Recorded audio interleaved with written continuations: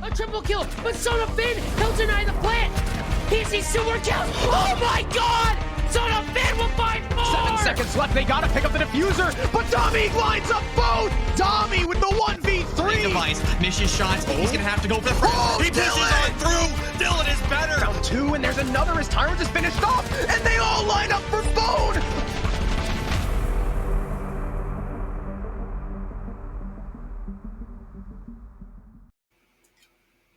Hello, ladies and gentlemen. Welcome back to SCS Season 5, Playday number 12, game number 1. We've got Synthetic versus PDHM on the table.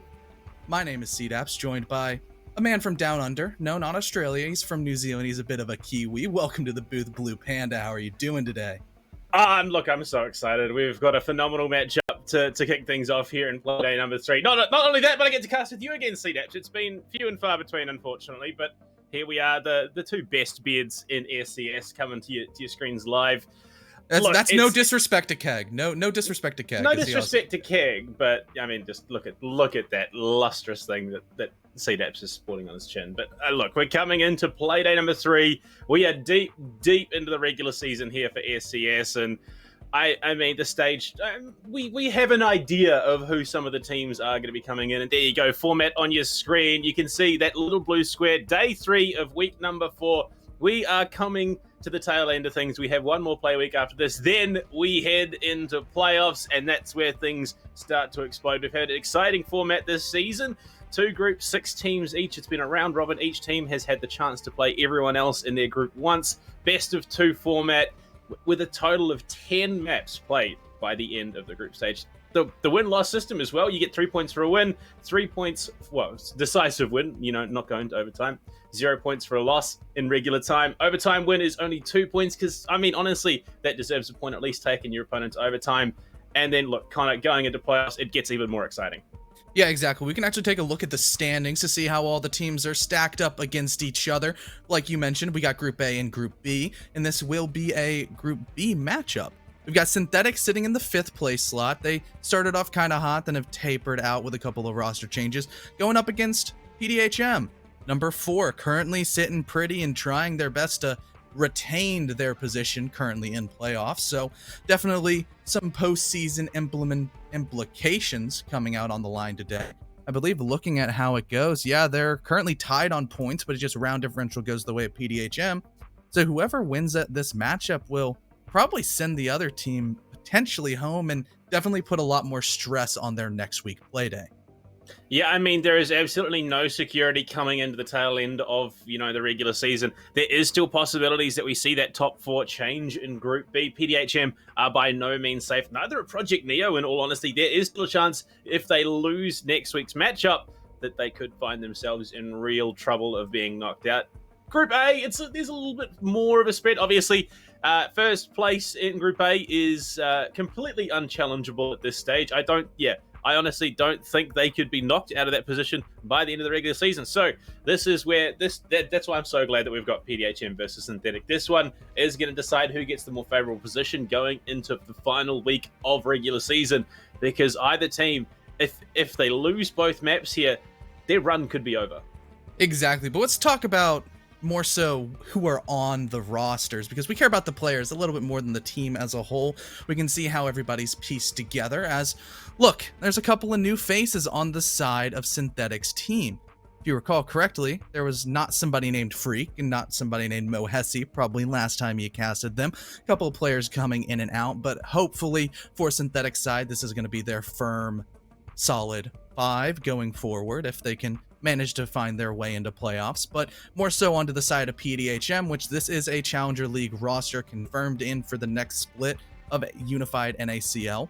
These dudes, they have a lot to prove as well. Sup Arctic, WAV, Prompted, Raffi, and EXO, they haven't necessarily had the best time in SCS. A lot of people expected all of the Challenger League teams like Honor, like PDHM to just come in swinging, come out just obliterating everybody, but it's kind of been the opposite of what you would expect. A couple of players like EXO not doing too hot, but still doing better than Poison and Mohesi in their first match, or Mohesi's first match, and Poison has been here for the whole time.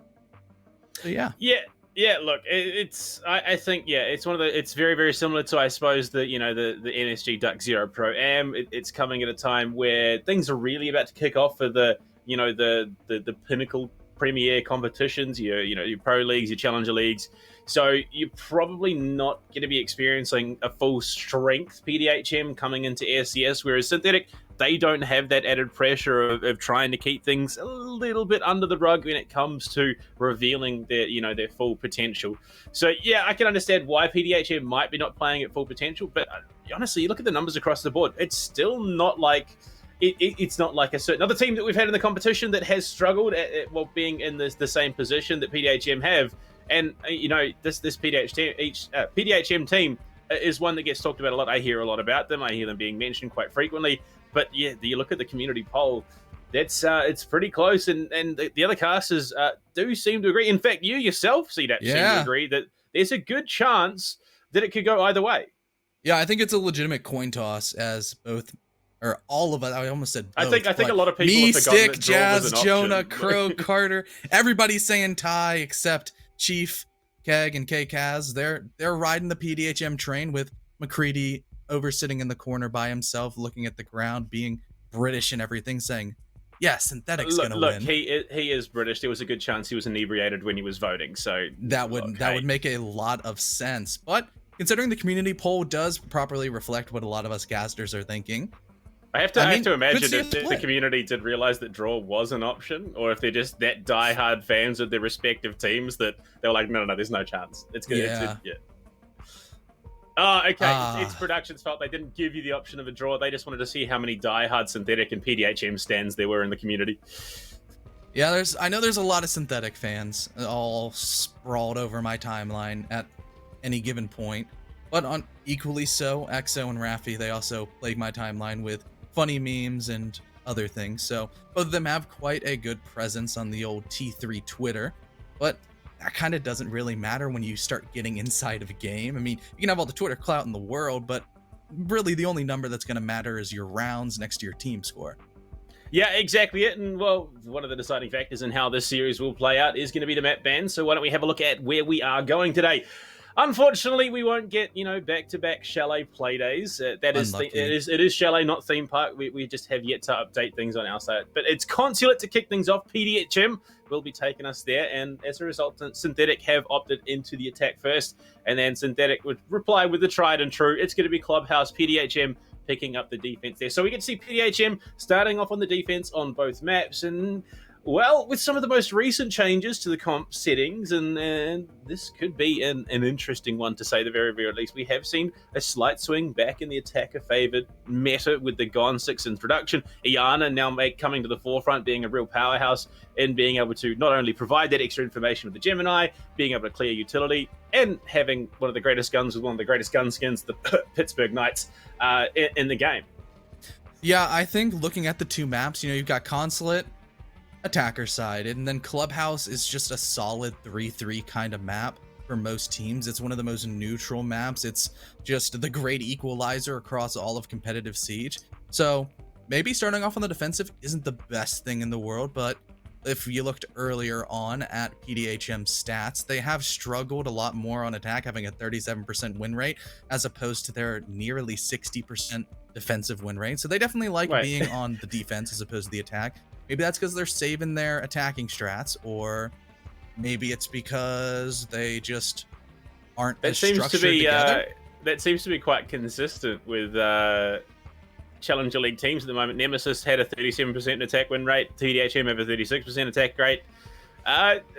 Who knows? Who knows? But on the whole, Synthetic, they look a little bit more even in the grand scheme of things. Yeah. They have the potential to do both, whereas PDHM have proved themselves to be a far stronger defender-sided team. And, well, given the setup, we could see them pick up a number of rounds to start Consulate off, given that it is their favored side, and then look to coast over on their attack, pick up what they can, and close the map out. Whereas starting on Clubhouse, they're going to be coming into it, starting strong, and then doing the same there. It's Synthetic. They as much as they are doing reasonably well, they have looked very, very good compared to, on paper, this Challenger League team. And I know it's something that gets thrown around. This isn't a Challenger League competition. You're not going to see their best. They're not qualifying to try and, you know, promote into NA League. So this, yeah, I wouldn't be surprised if we see a week in PDHM. But again, it's still no reason to count your opponents out in this matchup. Okay, I know everybody in chat is probably like, oh my gosh, Caster, start the match, but we can actually pinpoint the blame on a specific player. And he goes by the name of Poison. I like to make fun of him because he's a roaming smoke, but right now he's feeding his cat, and that's why we can't start the lobby. So no hate towards me and Billy. We're trying our best to get into the game. We're waffling about trying to fill dead air, but just blame Poison. It's always his fault, right? Yeah, look, even if I wanted to start the match, I don't have an S key. I only know how to shift W. That's exactly what's going on. But I mean, look, we're coming into two interesting maps. Both of them have been in the comp scene for such an unbelievably long time. Consulate has been done to death. Clubhouse has been done to death. But with the attacker changes, could we see, Synthetic run away with map number one because they get that head start?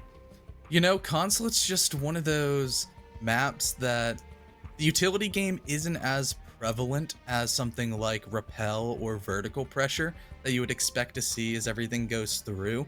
So when you're speaking of the utility changes, it makes it more difficult for you to just really toss the advantage towards the attackers. But the main thing for Consulate is, post-plant positions. And if you get the bomb down, you have a very high percentage of winning the entire round. But also, Consulate's just one of those maps that the operator bans make such a huge impact. Like, if Mira's gone, then that removes certain ways of playing the bomb sites, mainly like split. You can't just bring a crap ton of nitros, and if Pulse is maybe banned on the defensive side, it makes it so much more difficult to gather a lot of information. But, I was speculating about operator bans, and we don't really have to speculate anymore because we finally do have everybody in the lobby. We're starting off strong, and PDHM will take away the first attack. That's the one. Who is it going to be? Probably going to see, I would imagine, Thatcher or Maverick. One of the two, probably not both. And then something like the Nomad. You want some roam clear out on a map like Consulate just because of how impactful those stairs can be. So it will be Thatcher. PDHM, again, just bullying out the Brits, as it seems to be every matchup. But verticality is such a key part of this map as well. There's a chance that we saw it in NA League. Do we see a sledge ban? A sledge ban? I love sledge bans. Could be, who knows? And Capital, so not quite flank denial, but he's very good in a post-plant situation, very good at flushing out those hard anchoring defenders. I rate it.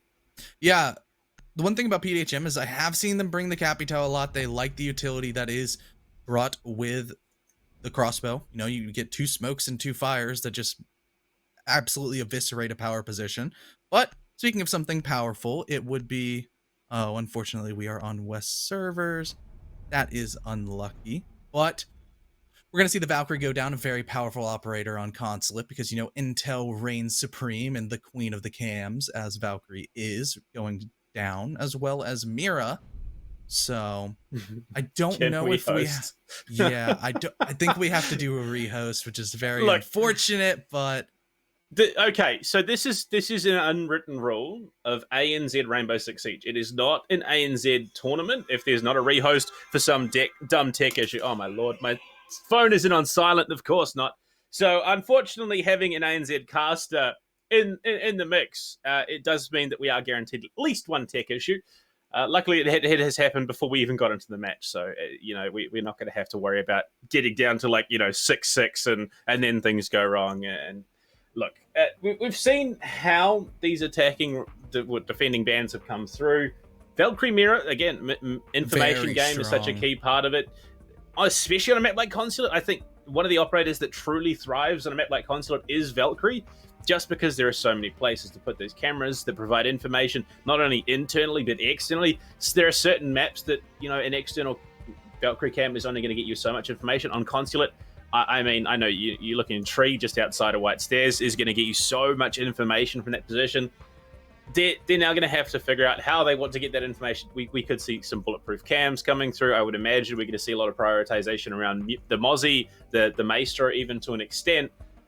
But I mean, on the attack, there's still some scary stuff available. You still have a guaranteed way to get engaged. Maverick isn't banned. Even if you don't want to go for Maverick, you can still get vertical control. Zero is still in the mix, which is an operator that has steadily been rising in priority. You've still got Ian. You've still got ways to get yourself in the garage. So I'm interested to see how PDHM are gonna rock this map on defense, especially given a lot of teams agreeing more and more that console meeting is just not the play.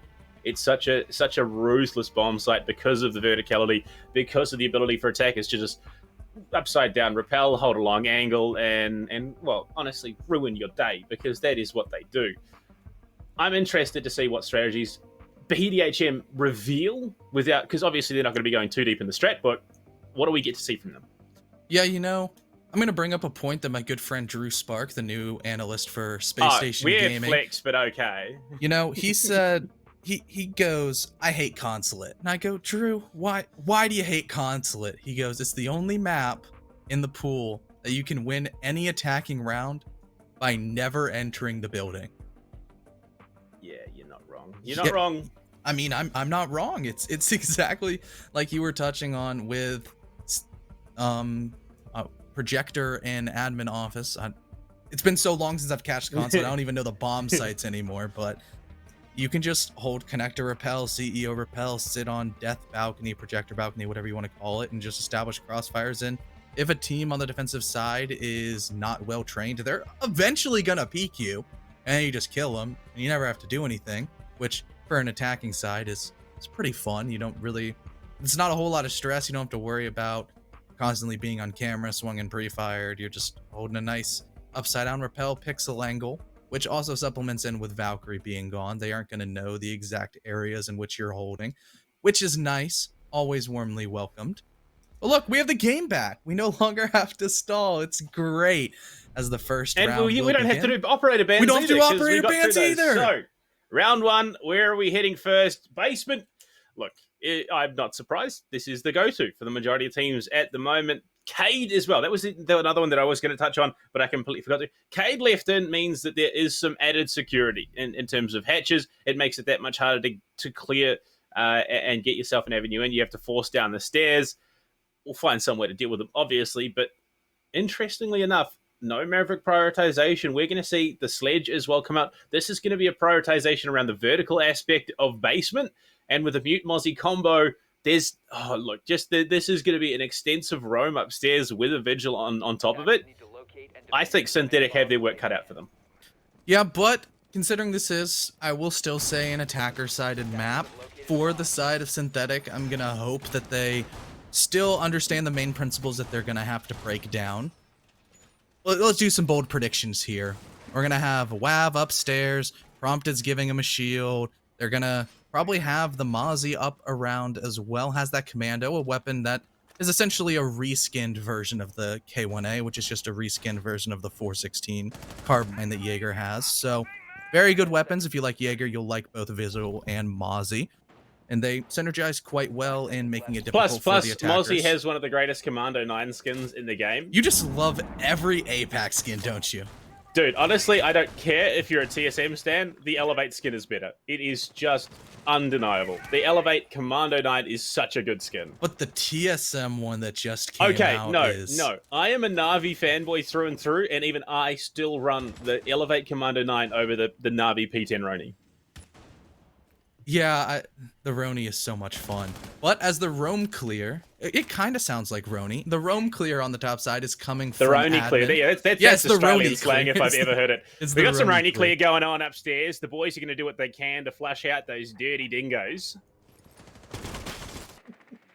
Yeah, but like we mentioned earlier, the drone denial coming in, we're already seeing some visual squiggles on the intel gathering devices that the attackers are having run rampant upstairs, as now Na will take a little bit of damage, and none traded back to Wav as he attempts to get a nice hit and run. Na taking even more damage from the shotgunning down below. He's on about a sliver of HP as the spearhead of the synthetic attack is pretty limping. Yeah, the spearhead is a little bit blunt at the moment. Has met some severe resistance along the way. Freak working down. This bathroom position, this public bathroom position, is so terrifying when there is one of the SAS operators involved. And Rafi will be the one on the job here. The drone in position, it's going to eat the mute jammer, so Rafi can shoot it out. He's clear for the moment. They don't have the confirmation they need to be able to contest him. Na to go down as well. Surreal. Oh my lord, he does it! Almost. That was just insane. Rice finds a kill onto Rafi as well. So at the moment, it's going well for Synthetic, but a comedy of errors of sorts playing out there as that gunfight did happen. But PDHM, they've rotated back. They've got some great defensive angles to be holding in the basement. This is still not a free round for Synthetic.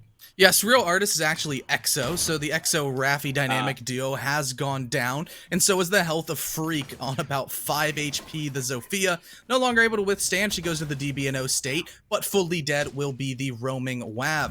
As Mo does what any good flank watch is going to do. Watch the flanks, get delivered a freebie, and leave it just up to Prompted in sub to try to just close it out. It's a 4v2 situation. Both of these defenders on the side of PDHM are going to have to double up their worth. A nitro cell has already been expelled out of Subarctic's pocket, and all of the HP has been expended as Rice gets a nice shot onto the remaining smoke. A 4v1 with an air jab on your door is not a position that Subarctic wants to be in, especially not when it's a post plant and they have every angle covered up. A beautiful first round coming out of Synthetic as they start off strong. A clean roam clear and an even cleaner execute will grow their lead. Mo just holding down by pipes, locks down any chance of a flank. And, well, I mean, it started a bit rough, but it came together for Synthetic in the end. Nah, just consistently meeting resistance and then having to drop further and further back as he was just being tagged up more and more. But on the whole, the recovery, very, very good. PDHM, they lost a couple of key gunfights there. I'm not sure what EXO was doing, swinging out a... He thirsted a little bit for that frag onto Na a little bit there, and it did cost him. His Freak swung in, took him back out. For one king, Connor, that is I one think of... this is something we can both agree on. You love the players in comp, you hate the friggin' names. Yeah, Surreal Artist 98. I guess EXO's trying to go incognito mode, make sure that people don't cancel every queue that he tries to go as he's pushing the trenches of ranked. So, yeah, EXO is one of those names that you see pop up on the enemy team and you're like, nope, don't want to play against this. Especially because one of his nicknames is the 1-for-1 King, which I think I would would happily play that matchup on Australian servers because at be on that stage 200 you'd be ping. playing like 230 ping or something crazy. Yeah, you'd have to flip his monitor upside down. Yeah, too. that too. Yeah, that would be fun. Actually, not fun at all. That would be awful. That would be horrendous. Yeah, like those that you see me cards. You can see from the chest up. There's a reason for that. It's because the bungee cord tied around my ankles in case gravity gives out. Yeah, it's like the Penn and Teller skit. Have you seen that one? It was on Saturday Night Live. Where they do like a bunch of magic tricks and like stuff, and then it zooms out and they were just upside down.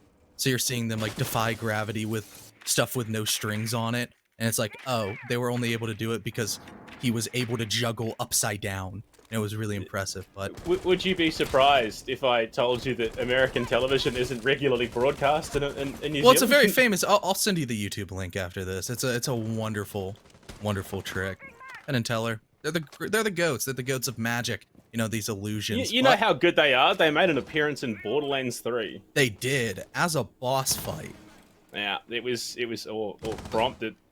He's playing a dangerous game. We'll retreat back for the moment, but there was a lot of blue outlines that we could see. He couldn't. So luckily for him, he might have been a little concerned. But this is what we talked about, the rappel game. You can win around not having to go. Oh my lord, nah, no way.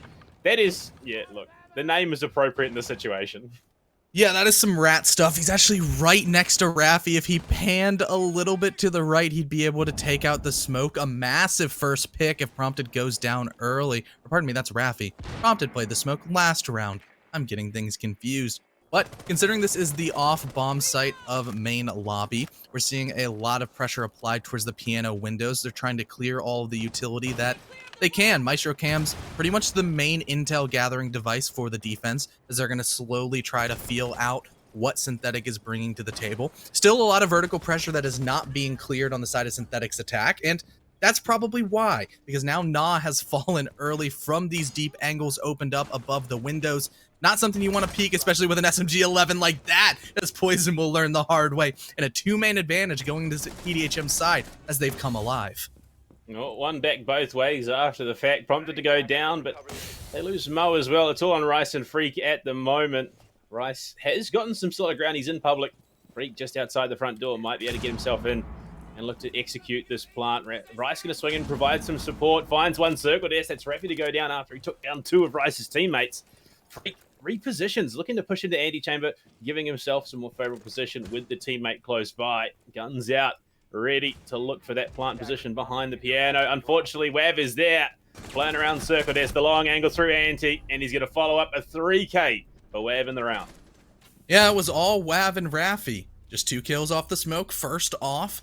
You don't necessarily expect your smoke to be getting a whole lot of entries, especially on the defensive rounds, but Raffi just does it. That's what he does, and WAP cleans up the rest, finally allowing PDHM to get themselves on the board. Sure, it was only 2 rounds, so not the worst thing in the world, but trying to stay even and achieving that 3-3 split is something that PDHM are going to be yearning for. If they're even able to get 4 rounds on the defense, then they'll be sitting pretty definitely in the driver's seats once the half swap occurs and the roles all flip around, and all of a sudden, Synthetic are the one inside the building trying to make sure that PDHM cannot really gain any ground. But that's still so far in the future that we don't really have to worry about it, and we more so have to worry about how PDHM are going to adjust to their roam to be more successful as they go back downstairs to the garage. Yeah, look, hopefully, we see some more success on that bullet hole rappel that Na played last. Actually, you know, Connor, we've got a bit of downtime while the prep phase is going on here. So I don't ever want to see that again. Do you want to learn some New Zealand colloquialisms? Oh, let's hear some colloquialisms. Okay, so we've got 2 phrases. One is in the affirmative, one is in the negative. So you've got yeah nah, which means no, and then you've got nah yeah, which means yes. And it has resulted in a number of very, very confused tourists, as sometimes it can be adapted to say yeah nah yeah, and people just don't cope. And like that was that's a yeah nah moment from yeah, WAV. that was a yeah nah moment. No, Ever didn't find anything off it. If it was an Australian commentator, you would have had yeah nah, nothing at all, no doing. Yep, I feel so much more cultured now. Thank you for that one, Blue. Thank you. Now all you Americans, when the world opens up again, you come to New Zealand, you hear yeah nah, you'll know what it means. Yeah, you just take the second word. You pretend the first one never happened. Which, for PDHM's side, I bet they're going to try to hope that the first defense of Garage didn't happen as they bounce back. They still have a very similar roam applied to upstairs, with Synthetic going for a very similar roam clear. Lots of repels, lots of droning, made more difficult by the Mozzie pests. And, you know, Raffi's mute jammers, I think 1 or 2 of them are upstairs. But Exo's downstairs, and Poison goes down. That's your hard breach, making sure that none of these reinforced hatches can get open, and it's not even a vault hole. They cannot get inside the breach. They're gonna have to be forced to funnel in to those doorways as Surreal Artist drops his name, Exo. Maybe that's why he changed his name. Man's he talking just about wants to drop himself in Surreal. third person, 100%. Exactly. Well, it's a trade back the other way. They lose Wav to Mo. Ironic that we see the flank watch pick up a kill on a player who is looking for those flanks, but we're heading into the second half of the round at the moment. They are going to have to force themselves through these funnel points down through your traditional angles. Although there is a hatch left soft off the main lobby, they can drop down, look to push in from that hatch just above service. Well, below service. Next, approximate to service and funnel in through the cafeteria, but Freak's going to be tagged up further. Nah, just looking for the vertical angles from Anti-Chamber, but no one is looking to reveal their positioning here for the moment. EXO finds another one. Double kill in the round as he does take down Freak. Things are looking a little bit worse for wear here at the moment for Synthetic. They needed to get those holes open. Raffy, one. Almost two. Now taken down to just above half. It could have been absolutely catastrophic there. But a 2v3 is still winnable here, Connor. Yeah, they have to get the diffuser outside of garage and then probably rotate the yellow to attempt to vault in. That's made a little bit more easier now that EXO has bitten a whole lot of bullets coming out of the ARX right to the face. An even cut 2v2, and for the side of Synthetic's attack, they might just go for frags. They only have 2 of them to find as the Toxic Babe canisters are going to be thrown and strewn all about. But Mo pushing up is actually going to catch out the Mozzie he didn't know was now a triple kill into the favor of the Nomad. Swings the pendulum of the man count back into the favor of Synthetic attack, and Na will deliver the final blow prompted right through the wall. Didn't even see it coming, and their lead is reclaimed by Synthetic, who just seem to really know how to attack the basement. Look, that's definitely a round for PDHM. It started with one. It ended with one. Realistically, that should not have been a Synthetic round. They lost their hard reach. They had to funnel through those rather unforgiving choke points. Unfortunately, Raffy couldn't swing and find that follow-up kill. I think if that had happened, it would have been a round that was picked up by PDHM, but it's not the case, and we are going to see Archives Tellers making its way through for the first time here. This is an interesting bomb site that we have seen teams understand and approach in a way that kind of nullifies the setup with this pulse. You open up those angles, but you do it from the second floor. So you open up 2 levels of vertical angles, and it's just almost uncontestable for the defenders.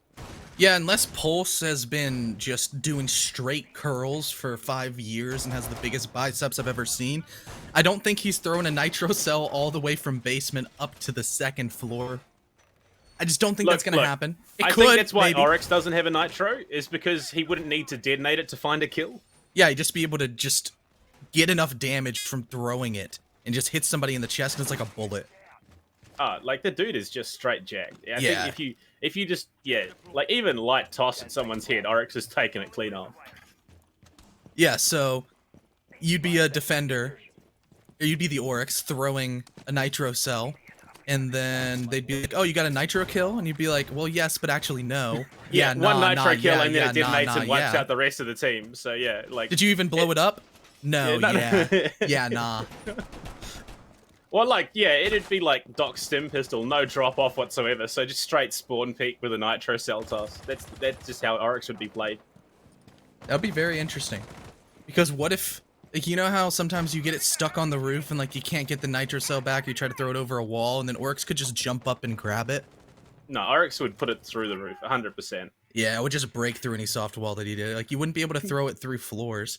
But speaking of floors, let's talk about the top one, where a lot of the roam of PDHM is, and it's going to be a 1-for-1 as WAV on the Melusi already goes down, able to drop off Freak, the Zofia. A lot of utility will now remain dormant, and even more so as your hard breach goes down to EXO, still left alive inside of admin. Looking quite strong indeed. It's still, I don't know what the hell's Nas doing. Oh my lord. He's still going to swing in. Might have had the opportunity, but it's Rice to steal it away instead. It's back to a 3 versus 3. And unfortunately, PDHM last time around weren't able to capitalize on a man advantage in a 3v2. So now in a 3v3, you've got to beg the question, is it even harder for them? And oh no, Mo swings in, finds Raffy, but at least Prompted will find, the retrade. Back to a 2 versus 2. And Prompted will head back downstairs. Strangely enough, Pulse is up in lobby, upstairs. It's not traditionally where you see the Pulse being played on this bomb site. Rice jumping out will get the diffuser back in hand. Nah, going to start opening up these vertical angles. So I think they're going to go for the same approach. Go for the 2-floor opening. Look to contest as much as you possibly can from all the way upstairs. And Prompted, that's a very audacious angle for the... I don't know if... no, it is! I was wondering, but Rice was at such low health. It was going to be enough there for Subarctic, and alone versus 2. He's been able to swing and find some big kills previously, but with 50 seconds left, he may not have the time that he needs. Yeah, now the Malusi Banshee wailing is going to indicate that, yes, he's in sight and trying to plant. There's still a nitro cell on the side of Prompted's back pocket, and we'll be putting supplement with Subarctic's information. Look at the outlines through, is actually there's a rip, and it's a miss. So unfortunate. Na is so elusive. The fast Ash just running around the site as he has been trying to plant for 30 seconds and continuously being peppered with utility, bullets, whatever on the side of PDHM's defense, and the final bullet would go right into the head. Prompted a nice lineup right to the dome. SMG-11 in hand will take a round on the split bomb site into the favor of PDHM. Strange that, you know, they haven't been able to win basement, but Tellus is the one they do take away. Round number 5, we're neck and neck here as we go back to press lobby. This time, it's a bomb site that PDHM has won previously. They played this one very, very well. They made it, and a large portion of it came to that second floor hold that we have seen a lot of teams running. You go for the verticality of press lobby. You want to hold upstairs in console meeting, which is crazy because you don't even want to hold upstairs and when you're actually playing console meeting. But I mean, it's worked. It's worked for the PDHM guys recently well, and well, a lot of it did come down to Na trying to hold that bullet hole and connector and not finding anything. Alrighty, Billy, I have a question for you. Yeah, go. Were you a PlayStation or Xbox kid? PlayStation for the exclusives. The exclusives that PlayStation puts out, I just rate a little bit more than Xbox. Don't get me wrong, I love me some Halo, but there are certain games that you can only get on the one that you can't get on the other that I just rate a little bit higher. Alrighty, so you said the name of a game in the form of Halo. You know, it's a great game. I don't know necessarily on PlayStation if you ever, like, your first username you ever got is, like, the random RNG'd, like, adjective noun kind of thing. That's what the format for Xbox is. And I have been made aware that Surreal Artist 98 is the OG Halo name of EXO, and that's why he's paying homage to his roots in gaming. Look, you gotta respect your roots, and believe it or not, this is why my name is Blue Panda. I have been Blue Panda for almost 15 years. I started playing Medal of Honor Allied Assault, and this was the name that I had back then. Yeah, my name just comes from combining my name as Connor Dappolonio to C-Daps, because nobody wants to say Dappolonio, so I shortened it to Daps, and I think it flows pretty nicely. Not as much oomph as surely, Blue just every time Panda. you say Dappolonio, you just swimming in chicks. Yeah, sure. Have you ever tried to fill it out on a Scantron, though? It's not fun. Like, AP exams roll around, you have to fill out, like, a bunch of Scantrons, and yeah, it's a lot. But, speaking of a lot, let's talk about all of the roam extension for PDHM upstairs, and we can define that as a lot because there's 3 people, a whole lot of utility, a couple of SMG-11s, and for synthetic side, they're going to try to break it down if they can. Oh, Rice, just push it in, finds Raffy, unfortunately, looking the wrong way. SMG-11 versus SMG-11, and Rice has really proved himself a force to be reckoned with that secondary. They have done a good job of flushing out these vagrant defenders who are roaming upstairs, but just pulls off at the last second. Unfortunately, EXO wasn't able to connect, but he's looking for more rounds of death belt. We could see a jump out here. It would be a bold one, that much is for sure, but it's still entirely possible. They're all locked in around this angle, trying to shut down anyone pushing into meeting, anyone pushing along long desk. And they're doing a good job. We are getting deeper and deeper into the round, and if Synthetic wastes too much more time, they may not be able to execute. Yeah, they have the man advantage, but the time is definitely on the side of PDHM, who are just trying to stall back Synthetic for as long as possible. That is made more difficult because there's no smoke. Raffy, being the first one dead on this side, is allowing Poison to just walk straight in and plant. They don't have a way to deny it except for traditional bullets. And it seems like the diffuser has been planted. An impact nade onto Na will go down, but as a flurry of kills back and forth, a triple kill for Rice. But now, as the smoke settles, it's a 2v2 post-plant situation. The attackers have escaped to the outside. Freak is holding this passive angle. He's going to swing, miss a couple of shots, and decide, I don't want to do this at all, but Prompted does. He goes straight out and drops off the Sophia. It's just up to Mo in a 1v2. The diffuser's going to start getting tapped by Prompted. He could stick this if he desires. There's not any information for this side, and it's actually going to be a confusion as Subarctic takes the attention of Mo and allows for the defuse to fully go down, and another round going into the side of PDHM. That is the second time that I have seen a Maestro in the history of casting find a kill outside a building. And I love to see it. Prompt The Alda goes hard, man. No. The Alda's all right. It's not even his best gun. ACS12, best gun in the game. No. 100%. I run it every single time. I'm just gonna have to disagree with you on that one. Look, I have killed some very, very unfortunate players using the ACS12. Okay, but hear me out on this. The Maestro's best, he's a plant denial operator, like at his core. People like to use the evil eyes. That as You soon can't as plant if you're all dead, Connor. Exactly. But there's also, if you haven't shot your Alda, like if there's 7 seconds left and they have to go through a door, you can just hold mouse 1 and the bullets will continue for that entire time. You know Like, the ACS12 you know is a full Counter-Strike, auto right? It's like doing the yeah. Gev jump rope. Like, you just can't do anything about it. The ACS12 is a full auto slug shotgun. I think it's going to achieve the Less same bullets, less kills. You can know, kill 32 is 81 still people, plenty. in theory, with the Alda. You can kill like 12 with the ACS-12. 32. It's a 32 drum mag. Oh, it's a 32? Darn. Yeah. It's not You the can only- TCSG. Yeah, TCSG. Look, Yeah, I unlucky, rate the ACS-12. I rate it. It's a good gun. You're Great for the spawn peeking same with the 2 person times. that loves Boss GA Cog, aren't you? No, ACS-12. It's got a 2 times. That's all you need. Why would you? I could maybe on Alibi. Oh. Oh, yeah, nah, is what Synthetic are saying. Freak not having a good time. The spawn peeking. Unfortunately for him, the Zofia cannot picked withstand. up by the Mozzie Pest immediately. Hey, the Zofia can't withstand. Oh, Sag. Unlucky. Yeah, look, that's an unfortunate. Oh, where he's gonna do him dirty! Oh no! Well, at least Nah gets it back. But I mean, you've just been picked up. You've just been given that hope that you might be able to play out the rest of the round, and then, yeah, nah, not a chance. That's a desk puncher. That is Freak just slamming his desk and go. He's still spawn peeking a minute into action phase. Yeah, look. Yeah. Look. Yeah, nah. That is a cyberbully moment. That was a cyberbullying moment. Well, things are going to slow down, at least for the moment. They're gonna chill out a little bit, and Raffi holding this vertical angle from Antichamber is a bit audacious. Has Subarctic in support should the flank come in.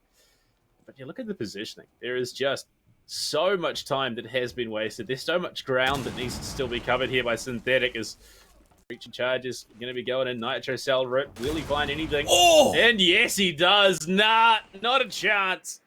Gets absolutely destroyed. Relegated to cams the rest of the round. And it's a 4 versus 3 as we head to the second half of round number 6. Yeah, with the man advantage in the side of PDHM, they're trying to get this 4-2 defensive split, which is something not easy to achieve, and their defenses have looked quite strong so far. And now it's a crossfire established inside a bathroom. It's not 1, but it's 2. He was looking for Subarctic, but no, he found Raffi instead. And all of a sudden, it's just Poison and Rice, 2 of the OG members of Synthetic, trying their best to double up their worth and get all of these frags. But now as the breach is finally able to be opened, Exo narrowly missing a couple of shots onto Poison as he escapes to the right side of the breach. And Rice is going to have to push right into the loving arms of this shotgun. SAS on SAS violence. And it's going to go into a triple kill of Raffi's favor. Poison in a 1v4, only having 1 kill to his name so far. Will he be able to find one? Maybe so. It's going to have to wait just a little bit longer and wait all the way into the next half as Raffi with the 4K goes absolutely massive. Confirms the 4-2 defensive split for PDHM. And they're in the driver's seat. Yeah, look, there are certain things that kids need to be taught nowadays. Number 1, don't lick the wall sockets. Number 2, don't push a guy with an M590 in an enclosed space. It is not going to end well, and it did not end well for anyone there on Synthetic. Raffi just mopping them up. Played that round phenomenally.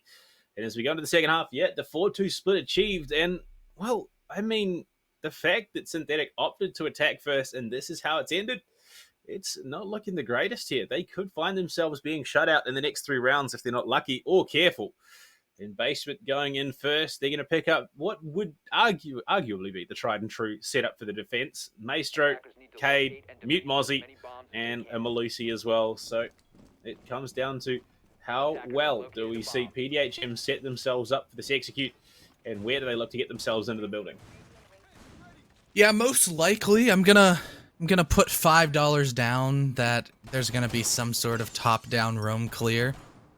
I don't know. I'm not a betting man, but I feel like that's a pretty safe shot that most attacks on this map do begin from admin, as evident by what Synthetic did. It's probably going to follow suit on PDHM side. That's default, and it's default for a reason because it's pretty good and allows you to just do a clean sweep, whip out the brooms, and make sure that all of the roamers on Synthetic sides either go home back down to site or go home in body bags. Well, at the moment, it has been body bags for sure. Setup is there. It's coming to the tail end. We are in the action phase, and where do they look to go? You've got a number of options to get yourselves in. On Consulate, you'll be looking for that top-down clear. It seems that Logi will be, or admin, depending on what you want to call it. Admin is the most traditional call internationally, but I've heard it called a number of different things. Admin is going to be the first priority. Nah.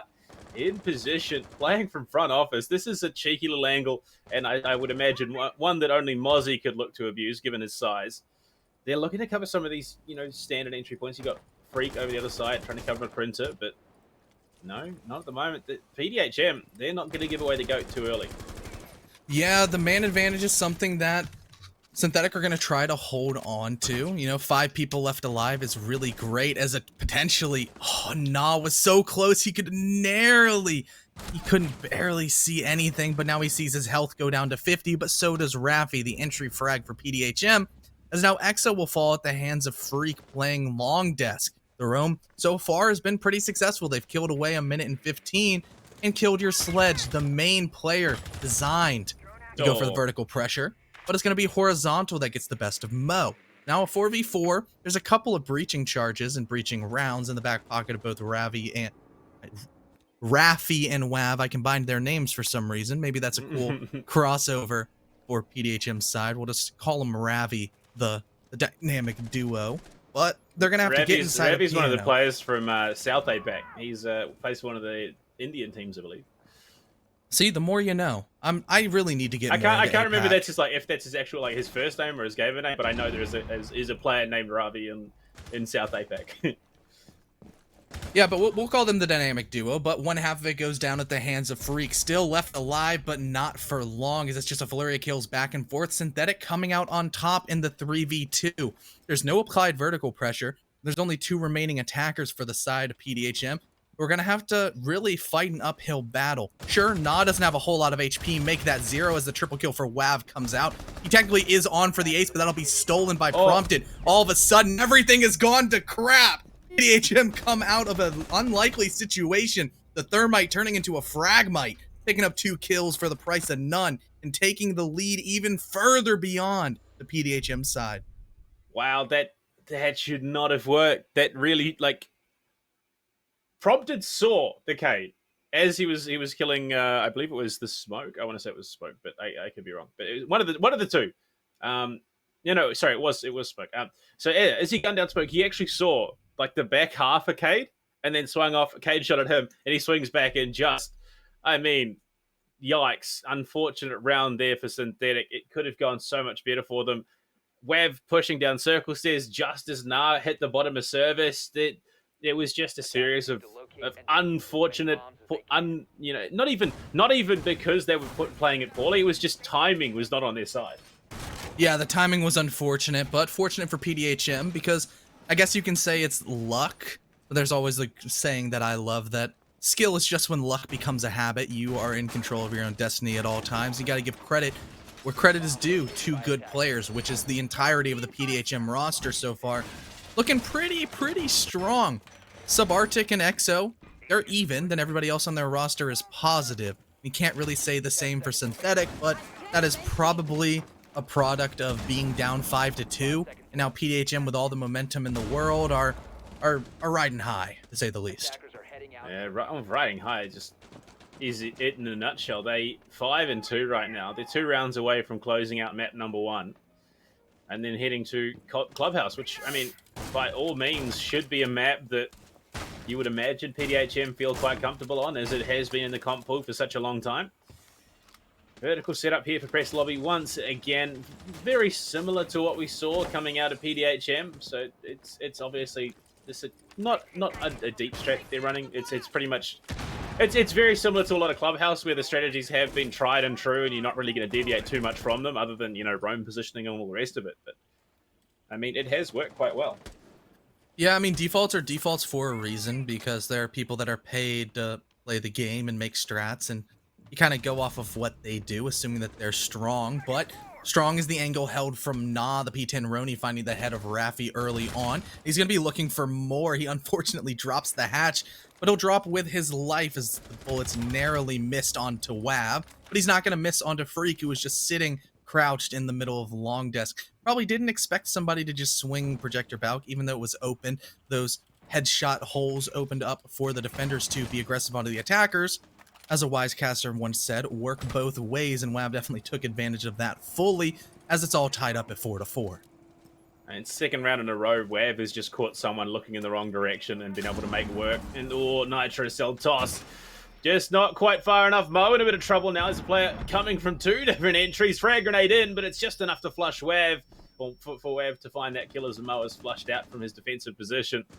And all of a sudden, man count again back in favor of PDHM. They're just chipping away at the defense here. Rice looking to come up circle stairs, join up with his teammate, but Exo's there. Shots thrown down the angle will force him off. Frag grenade used to clear some of this utility so they can get vertical control of the bomb site itself. Wav hitting double digits here. Exo finds another one, Nah, to fall. And all of a sudden, you know, what was 3 is now 2, and it's just on Poison and Freak to keep hold of this bomb site. Yeah, 45 seconds left for Synthetic to hold on to.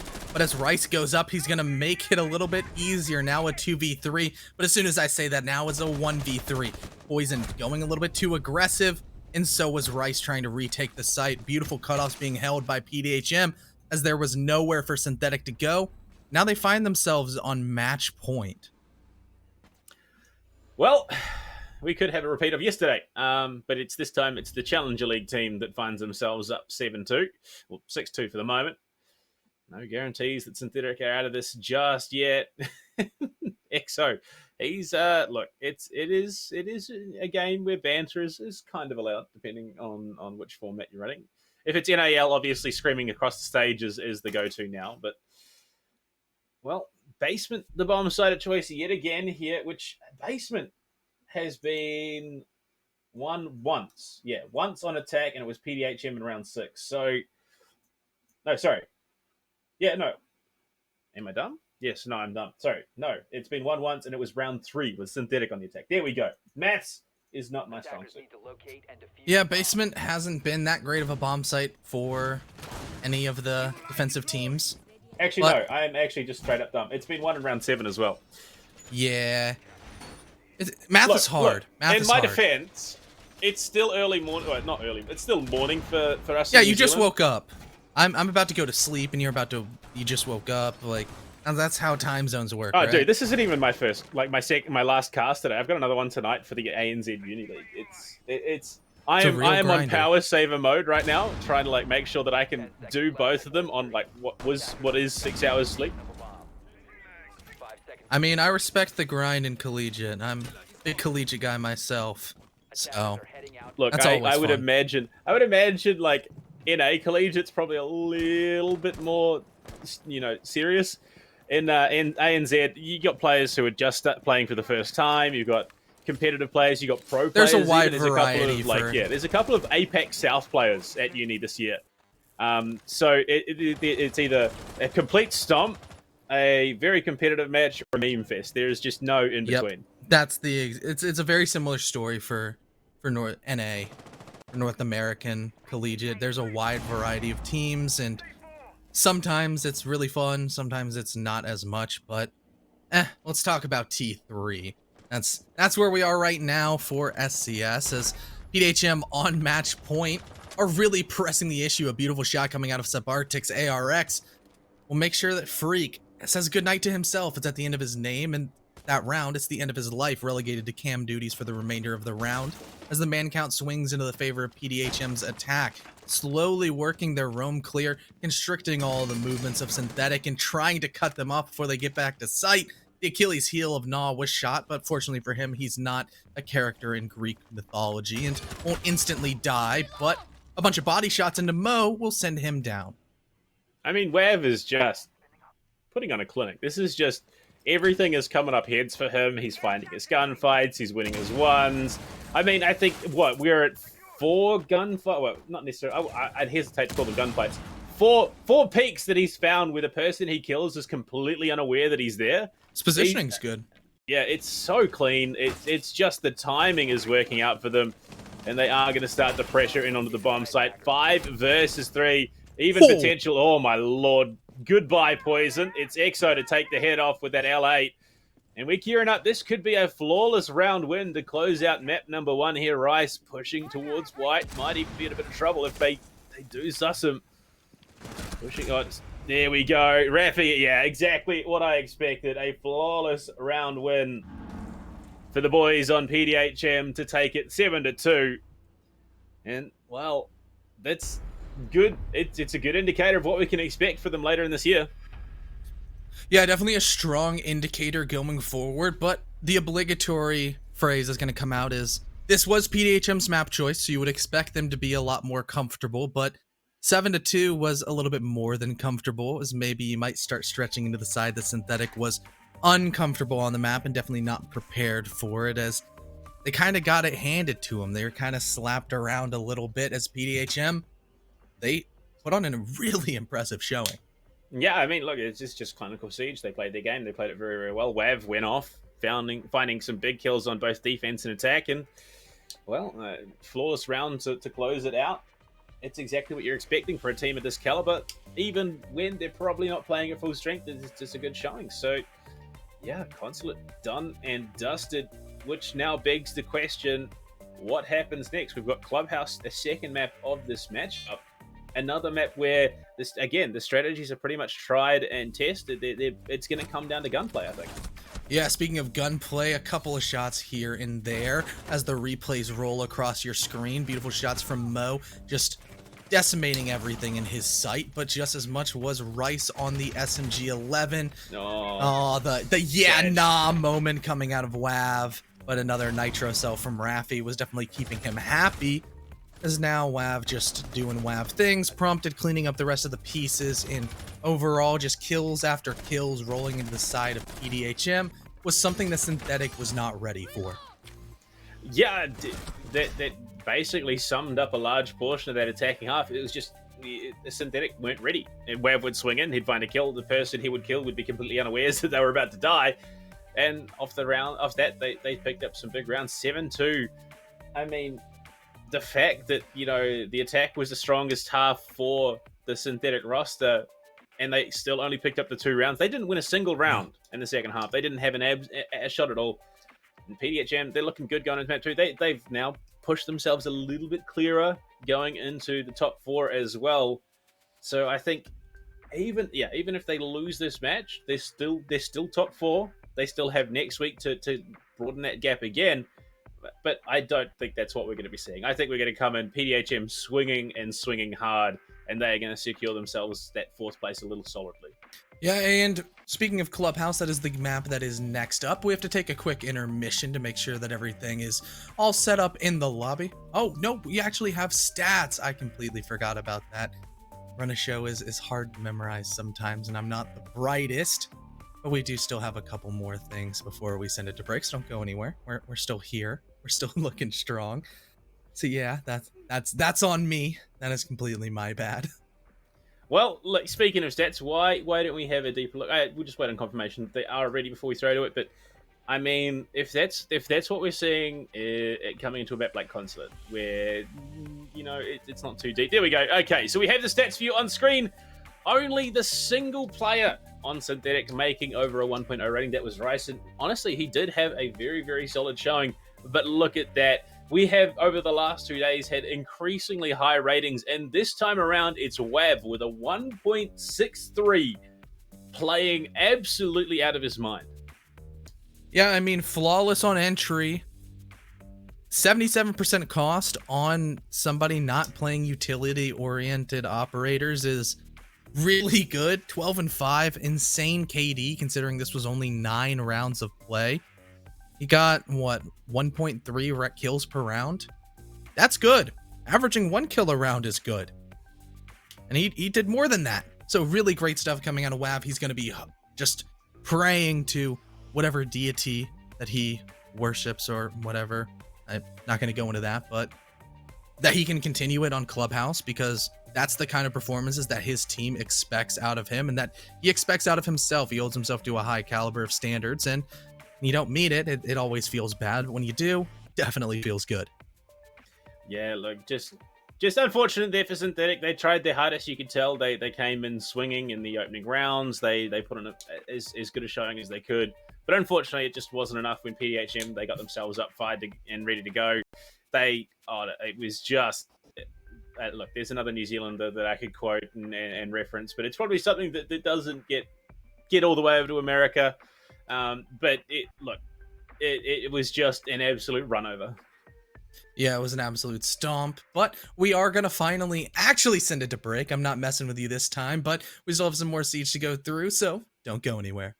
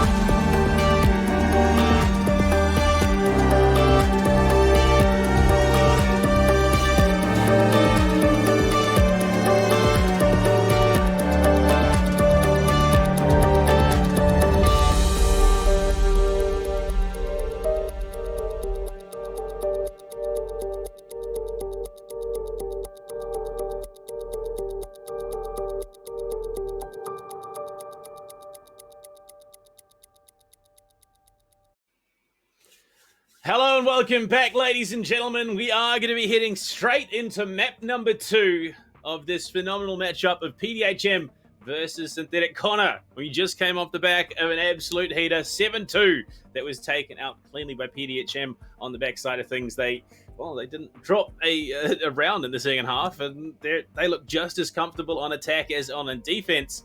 coming into Clubhouse, it's another map that has been in the comp scene for an incredibly long time. It's tried, it's true. Teams know how they should be playing it. Strategies aren't going to be wildly diverse. This map should really come down to gunplay, and with Wev heated up the way he is, he could be a real terror. Yeah, if PDHM are shooting as straight as we saw them on Consulate, it's a little bit worrying for Synthetic, even though this is their map choice, because their map choice is the most default map in the game that every team has in their arsenal. And you really only take teams 2 if you're just comfortable that you're a better roster. And if anything's indicative of last time around, you know, just about 5 minutes ago, PDHM was definitely the better team on the French embassy residing in the Ivory Coast that we know and love as Consulate. But for Coastline, Clubhouse, they both start with a C. It's difficult sometimes. But for Clubhouse, like you mentioned, it's just such a tried and true map that every team is going to feel comfortable on it. And there's not a whole lot of variance in strats and how you play it. It's just going to be a really big toss-up and hard to really predict. Yeah, look, it is, I think, yeah, strategy isn't going to play as nearly as serious a role as the likes of Oregon or Villa or something like that. I think we are just going to see some coordinated takes, some coordinated play, and just play off the gunfights and see how it goes.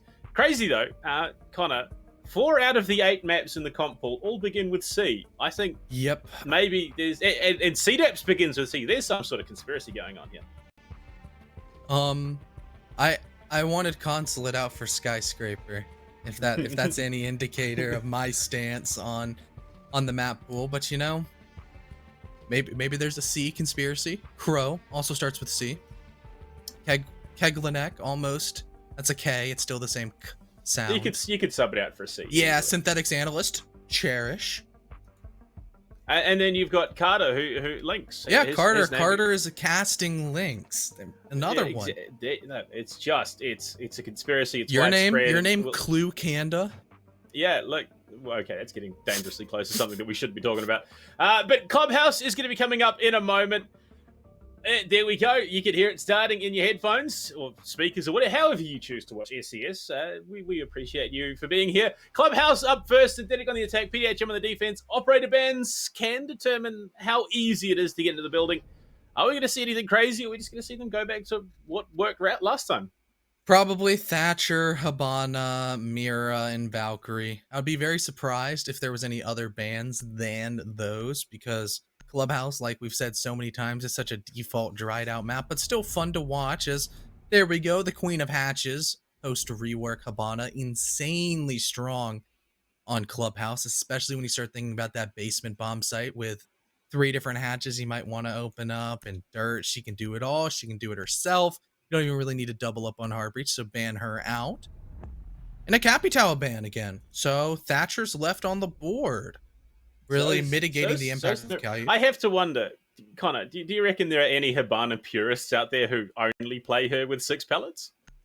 You know, I'm not going to mention what I want to mention with controversy and using the amount of pellets, but I think that only comes down to if people are lazy and don't wanna end up just throwing and clicking one extra button to toggle off the switch and use less pellets and be more conservative with your utility and not waste those precious X Kairos. But I got the ban 75% correct, so I'll take that. That's a C. That's average. A C for CDAPS and a C for Clubhouse, as Mirror will go down. Same with Valkyrie and Habana Capitao.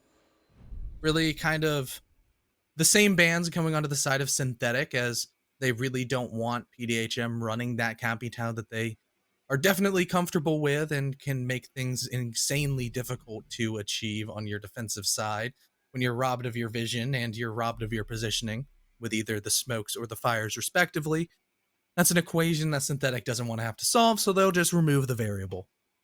Well, we are going to see some changes. Cade left in the pool. Usually, if you see Maverick ban, you're going to see a Cade ban, but that has not happened. We are going to see Maverick and Cade both on the board here to kick things off. And these Cade Electro Cores can be positioned in some interesting places, although at the moment they're doing what they can to deter the Maverick. I would imagine this is going to be Garage that is where the Electro Claws are going to be going.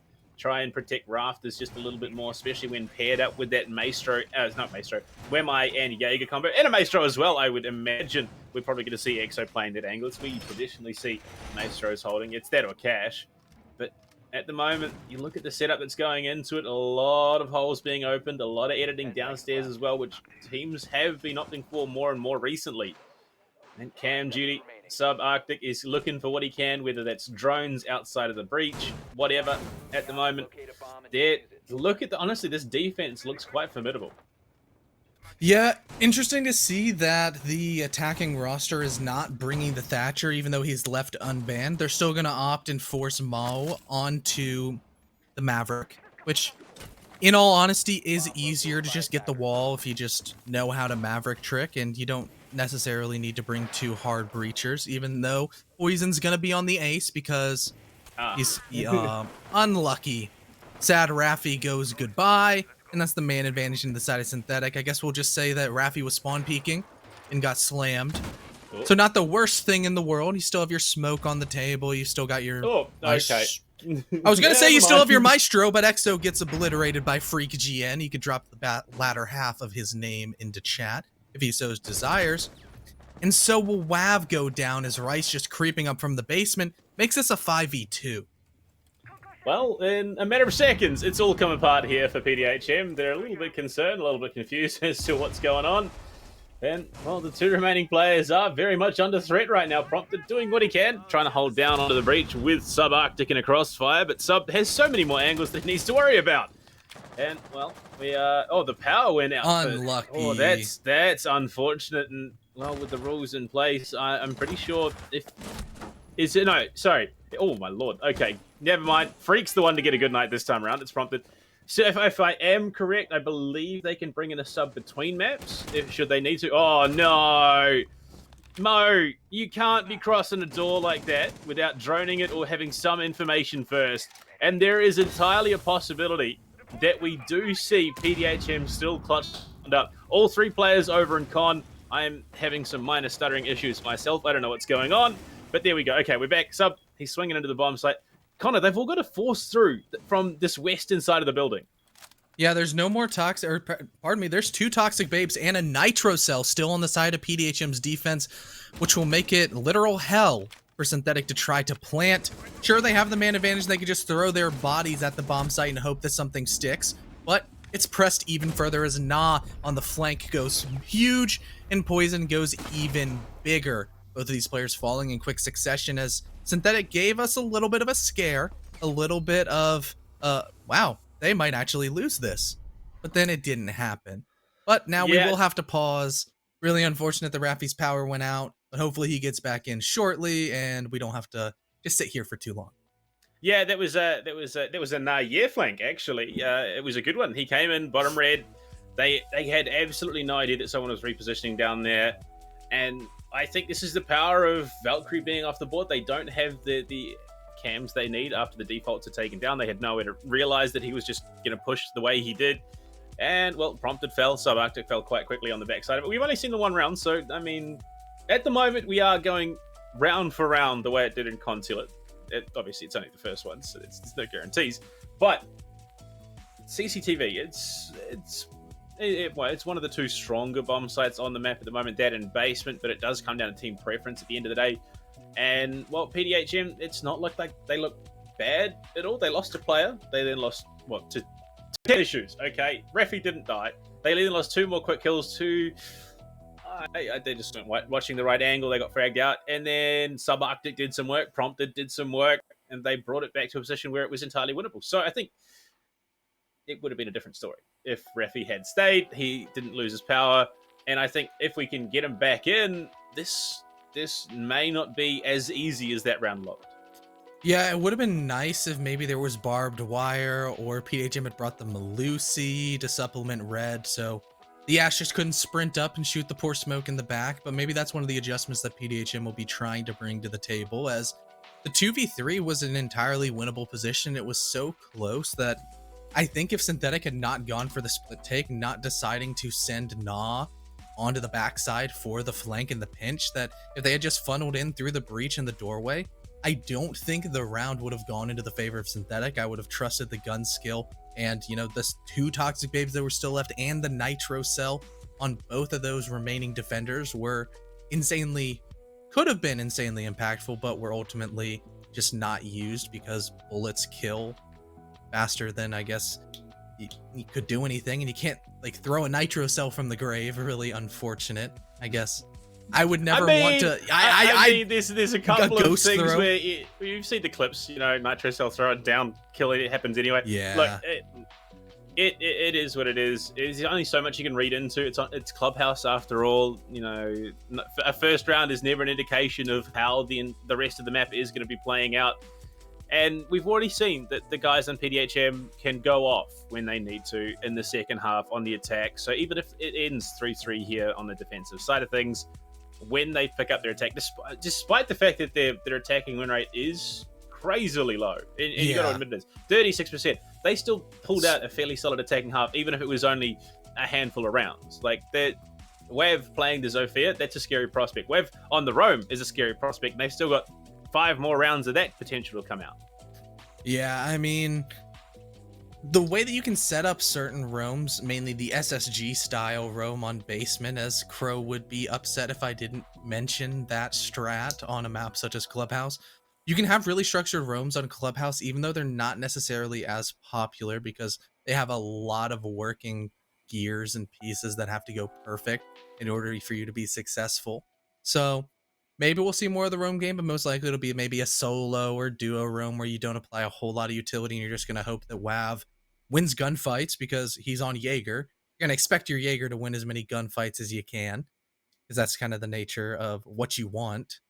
Just have your Jaeger get a bunch of frags and then your people inside of sight, like Prompted, like Subarctic, don't ever have to take gunfights because their weapons aren't as good.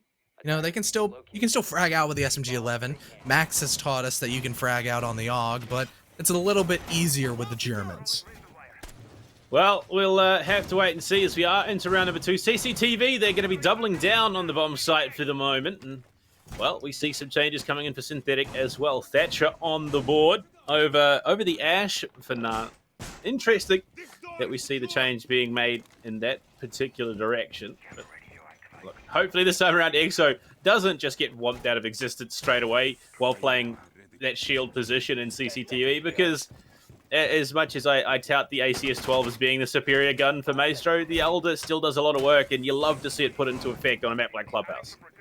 Yeah, Clubhouse, it's always great and fun to watch, but sometimes a little bit stale. But when you have bands go a certain way, like no Habana, no Capital, Thatcher can come out, which we don't get to see very often, and Na will be swapping from the Ash to the British boy. Still has the L85 that we know and love from Sledge, as well as those EMP grenades that will make quick work of any utility allocated by the defenders, whether it be anti-breaching, anti-projectiles, or anti-intel, like the mute jammers, or I guess anti-people from the Maestro cams. They can all just be disabled and destroyed pretty easily, which makes him an insanely powerful operator that you can pretty much get rid of all of the utility, or at least disable Mo it. is not having a good time. He is not having a good time with this Maverick. He is really not. Swiss cheesing the wall. He just seems to be the bane of Mo's existence, but a couple of bullets is the bane of Subarctics as he falls early once again. Look, hey, it's better than Hourly's like debut SCS Maverick performance, so at least they've got that going on. Yeah, we'll never bring that up again. That's just... Well, Selma Charge is going out to the garage. The Thermite making this a much easier position to threaten on Raffi. He's just looking around. All his gadgetry is no longer working. He is being threatened. Will be threatened momentarily anyway. Rice finds a second, finds a third as they all swing on to garage storage. He's looking for more if he can. He's a healthy lad too, and it's just down to the duo, Raffi and Exo. Or knees seen, going to be tagged up, but he doesn't go down. More EMPs in position. They are very much back against the wall right now for PDHM. Rice finds his quad. Raffi falls, but he steals it away. You know, for Rice, Benched. he had a great round. He had a great round. He's probably going to feel happy about it, but you have to feel like Like, nah, just I mean, really stepped on your technically- toes. Technically, all 5 kills were found with the L8, so you read into it what A you how you want. technical ace. The best kind of ace. A technical ace. Look, there is a 50-50 chance that Nah gets team killed in this round. You know? I think you're right. I would not be upset by it either. I mean, it's the Ash dying first. I mean, that's what you come to expect. Yeah, the question Wouldn't is, be the worst does it happen before? Oh, okay, no, we're going to see some changes. Rice not going for the sledge. I think this is just an acknowledgement of this. I mean, they didn't go to basement second, and I think this is Synthetic realizing that they're probably not going to go here again. They'll probably go somewhere else to the second floor. I think this is just a big brain read from Synthetic. Yeah, really well done. The Buck is a great operator, especially because you can go beneath. Maybe they were feeling like they wanted to switch up the take on CCTV, or it also makes it a lot easier to apply vertical pressure because you can break the floor of basement all the way from Logi. Safe from Nitros, still doing the same thing.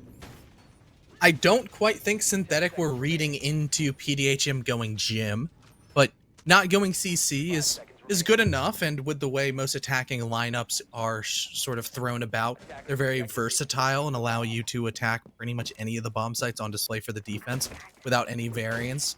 Because the defenders, after all, are the ones that get to choose where they defend unless they're forced and locked into one of the final 2 options. Like, on this map, let's say...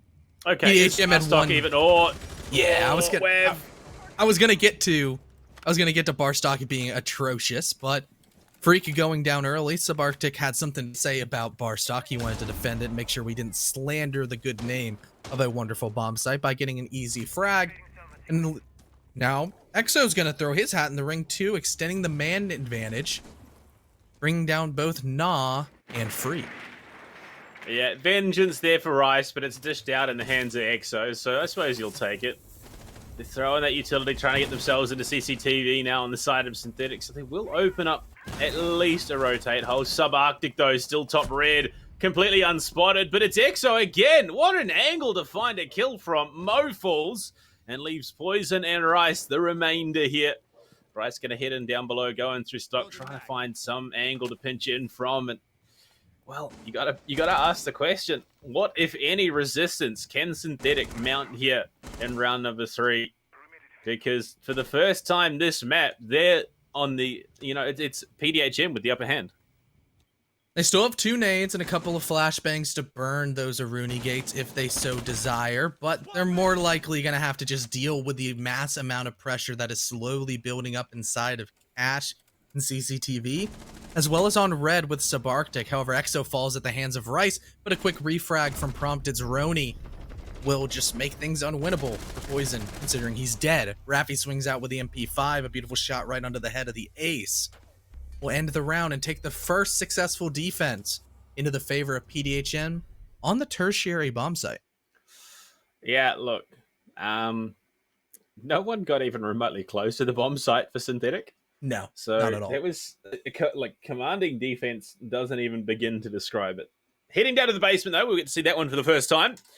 Traditional secondary bomb site, and with Maverick in play, they do have options to get themselves in. I'm surprised we're not seeing more Nitro play coming into effect here. The Thatcher, okay, there we go. So that's why we're not seeing it. They were anticipating a 6-pick onto the Thatcher, which means the hatches are a little bit easier to threaten. But again, it's a question of how long can they keep Poison alive so that he can get in position to help with those hatches, help with some of those angles. Because if Mo, who has unfortunately been fragged out or 2 of the 3 rounds played, if he dies, they just the options become very, very limited. Yeah, I mean, you still have 2 Nitros on the side of PDHM. Both Raffi and Subarctic trying their best to deny vertical pressure, and when Nitros are on the table, if Rice falls, Nah is pretty much the only one that can apply vertical, that can break and do that soft destruction with those breaching charges. But placing a breaching charge inside Kitchen is an absolute mad lad play. That's like Mav tricking Kitchen hatch. That's just a no-go, and you're probably going to die. Yeah, look, I've seen my fair share of teammates try and set up breaching charges in Kitchen to less than desirable effect, but it seems Strip is the play here for Synthetic to get themselves into the buildings. Nah, as well, going to be heading over, starting to open jacuzzi so they can push down main stairs. They're all largely coming in from the same direction, but you look at that, Raffi and Exo, the duo, stacked up around main stairs, the tight dual roam. Wav as well, playing around top blue, might even be able to retreat should he need to. Or, no, unfortunately, Ooh. Poison anticipates it, sees the top of the head, and that's Wav gone. Still killless here in map number 2. Yeah, the big momentum shifter for PDHM has been silenced by Poison with that beautiful Team Liquid skin. That's my most underrated new R6 share skin, is the Liquid Ace. It is beautiful. It is wonderful. And Poison on the Ace has been fragging a little bit more than a couple of his teammates, mainly Mo and Freak. But, you know, AK-12 hits hard. It hits like a truck. And with the way that Synthetic are playing, they're firing on all cylinders, and they're looking pretty good on their attacks. They no longer have to roam clear because pretty much everybody on the side of PDHM are in close proximity to site. They're holding on to Blue, they're holding on to Church and Armory as a couple of nades come through, narrowly missing onto Exo coming in from the hatch as Moto's opened up, and they're going to start working in on Kitchen, slowly working down main, constricting and cutting off the rotations of all the PDHM vendors, as it seems like it's going to be a main stairs, try to open up the triple wall, plant behind the bar in Church kind of attack. But Subarctic really has something to say about this with this Nitro lineup. And he misses it. Yeah, he caught it on the wall. Unfortunately, off the back of that, it does mean the Church wall will be open, but Rice going to be tagged up heavy. Put on the ground in Kitchen through the vertical angles. And now, PDHM, they will retain control of the basement. Subarctic just playing a very aggressive angle just around the corner of bottom main, and Mo finally gets himself on the board, taking down the Kai player for PDHM. 3 versus 5 prompted. Does he swing the wrong way? No, he's coming in from behind. He's going to find the first, but there's a retrade in position, and all of a sudden Raffi on his own cannot do a damn thing. Rice will pick up the frag after being downed earlier, and for the first time in a while, Synthetic look like they're in control. Yeah, maybe the change of scenery, going to Clubhouse, a map that they're a lot more confident on, was what they needed. They're looking a lot better, and they've already confirmed the 3-3 split on attack that we come to expect. They still have 2 more rounds to try to make it go even further, which is good. They have already proved that they can attack nearly every bomb site. They can successfully attack CCTV. They absolutely decimated on basement. The only one that they haven't been able to be as strong on was the gym bedroom surprise out of left field pick that PDHM threw at them. And that's their sole round so far out of the first 4. Now, once again, we'll be going downstairs to the basement Church Arsenal with a couple of new faces on the side of PDHM's defense. Mainly the Russian man. Mainly the beautiful Capcan making an appearance. The Cthulhu special, I think, is what it's best known as. It's the Constantine special. Yeah, the Constantine. This is the one he knows. Do you know how to say his last name? Because it's so intimidating to me that I don't even try. I kind of do. I thought I did, but I could be wrong. Let's see. Where is he? Konstantin Nuridzayan. I think that it's probably entirely wrong. But it's as close as I can get to it. The man is just an absolute powerhouse when it comes to this operator. Now the question though is Subarctic a real man? Is it the Sega we're going to see coming out, the shotgun, or is it the wussy little SMG? Who knows? It's pistol for the moment. And realistically, as a Russian, that is all you need. Yeah, all you need is a handle of vodka, a bear, and a pistol, and you can wage World War III upon whatever country is unfortunate enough to challenge you. As any Russian, you don't even need believes. bullets. Like you just throw. Yeah, the you can pistol just at throw them. the pistol at people. Yeah, empty mag, use it as a projectile. Easy. Exactly. Just eject it at speed. It's fine. But look at Webb. He's playing Harry Potter at Garage. This is a filthy position, and if he finds a single frag on it, I think he should be removed from the roster. But Freak was baited out by the shots from Raffi moments ago, who was playing just around Secret. And Freak, has he taken the bait? That is the question. Freak is just waiting. He's looking for an angle, but 100% they have no idea that Webb is there. No. Well, now they they do. They do now. He swung. Swinger be swung meta will go into the favor of Freak as he's able to just demolish the Jaeger. but not before losing a whole lot of his HP himself. Only about 12 to his name. That'll be the bold prediction of the day. I'll say he's at he's at 8 HP. That's what I'm hoping. We don't get the exact number on our screen, just a bar that we can use to approximate. It gives me PTSD to approximating using bars and curves in calc class, but let's not talk about math anymore. Hey, let's talk about the game. Let's get Crow in here. He'll know. Yeah, Crow would know I'm talking about Riemann sums and blah. Don't want to ever speak those words again. But for Synthetic, they're doing their best to push blue, but Exo's going to get the better of Freak, picking up exactly where WAV left off, and more bullets going into the way of Raffi as the roam clear all of the cutoffs coming through. But Exo's the one doing more of the cutting, as now Mo will fall down. But it's tit for tat. It's just blow after blow. Even man count after this kill is confirmed onto Raffi. Poison picking up another feather into his cap, and keeping it all even at 3-3 ahead of the execute. So, Exo's 2 frags that he found have been off bait plays. Like, he has just baited Raffi and found 2 frags for it. That's just wild.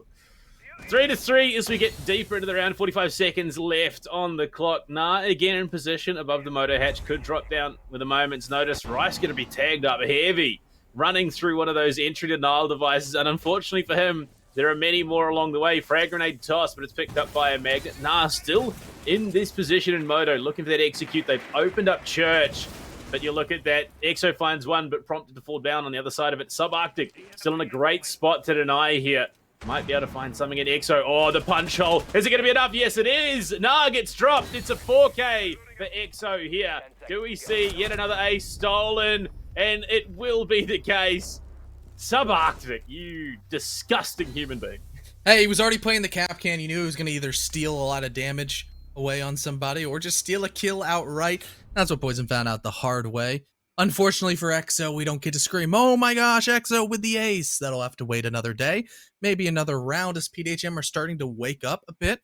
Off of the back of a great performance by one of your star players like Exo. That's always going to be warmly welcomed into any roster, trying to swing the momentum back into their favor, which they might have just achieved, considering they are not going back to CCTV. They're going to try to replicate their only other successful round, which was their gym bedroom extension. Well, I mean, yeah, it was a very, very solid win. No one got even remotely close to the bomb site. So, from the looks of it, we're going to see them gear up for that jacuzzi push. The indication is there with the thermite, but they've taken Thatcher off the board again, which means they're going to have to try and find... So, oh, no, never mind. There's no breach denial. Whatever. So, okay, they're just going to go for it. They're going to try and do what they can. It seems that we will have that extension over to CCTV cash on the defense as well. Exo on the Vigil going to be playing that roam game once again. Crazy that we have had... Well, this is our 6th round coming up, Connor, and Wav has yet to find a frag. Yeah, maybe he should have prayed to the deities a little bit harder, that he could replicate his success from just a little while ago, but for his side, maybe he's just an attacking-sided player.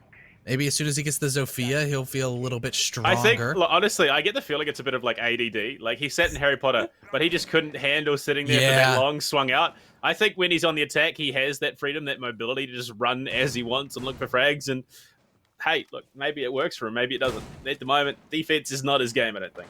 No, it's been all Exo and Subarctic for the couple of rounds that PDHM have actually been able to string together. But now you remove one of those players that I just mentioned. Exo down early, no more Vigil, as the horizontal clear coming out of Synthetic's side. It's looking pretty potent.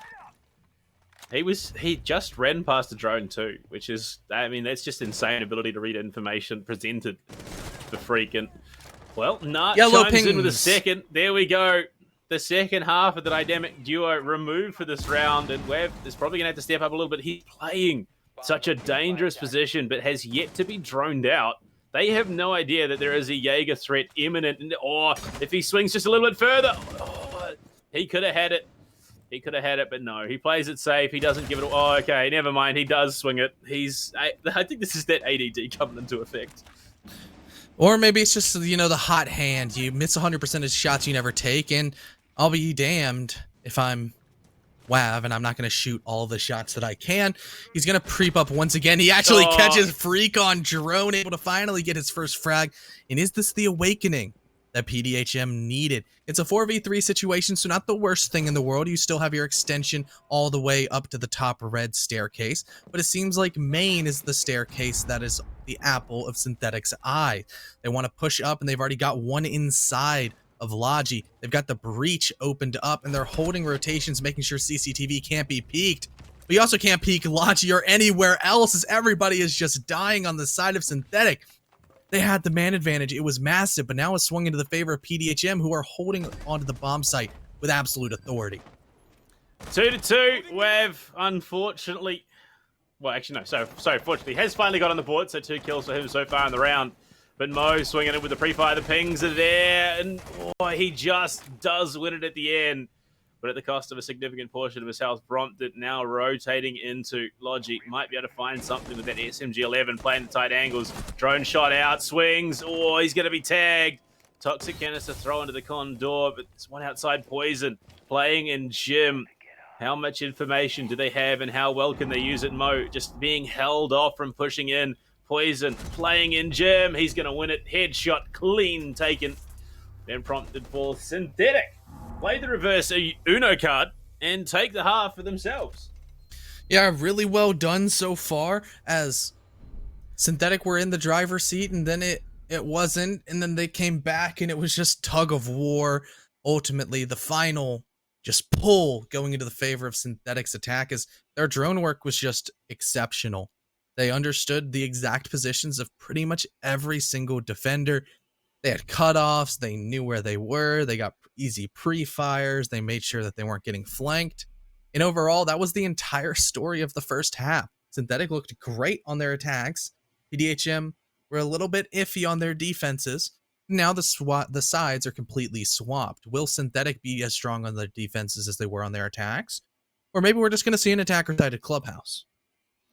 I mean, it has been more and more the case as of late, so it wouldn't be out of the realms of possibility that that's exactly what we see. But we do see some changes coming in the way of Synthetic. Goyo being brought into the fold. No Cade this time. So they are just making some subtle shifts. We're going to go for, well, what looks like an aggressive dirt hold. I would imagine that's probably where Poison is going to be playing after he finishes up his rotates. Chuck a shield down, toxic canisters in those tight angles. No, okay, so his shield is going at a church. That's, I would imagine, going to be Na's position. One would hope. This is... I think they're... Oh, it's protecting the rotate hole for blue.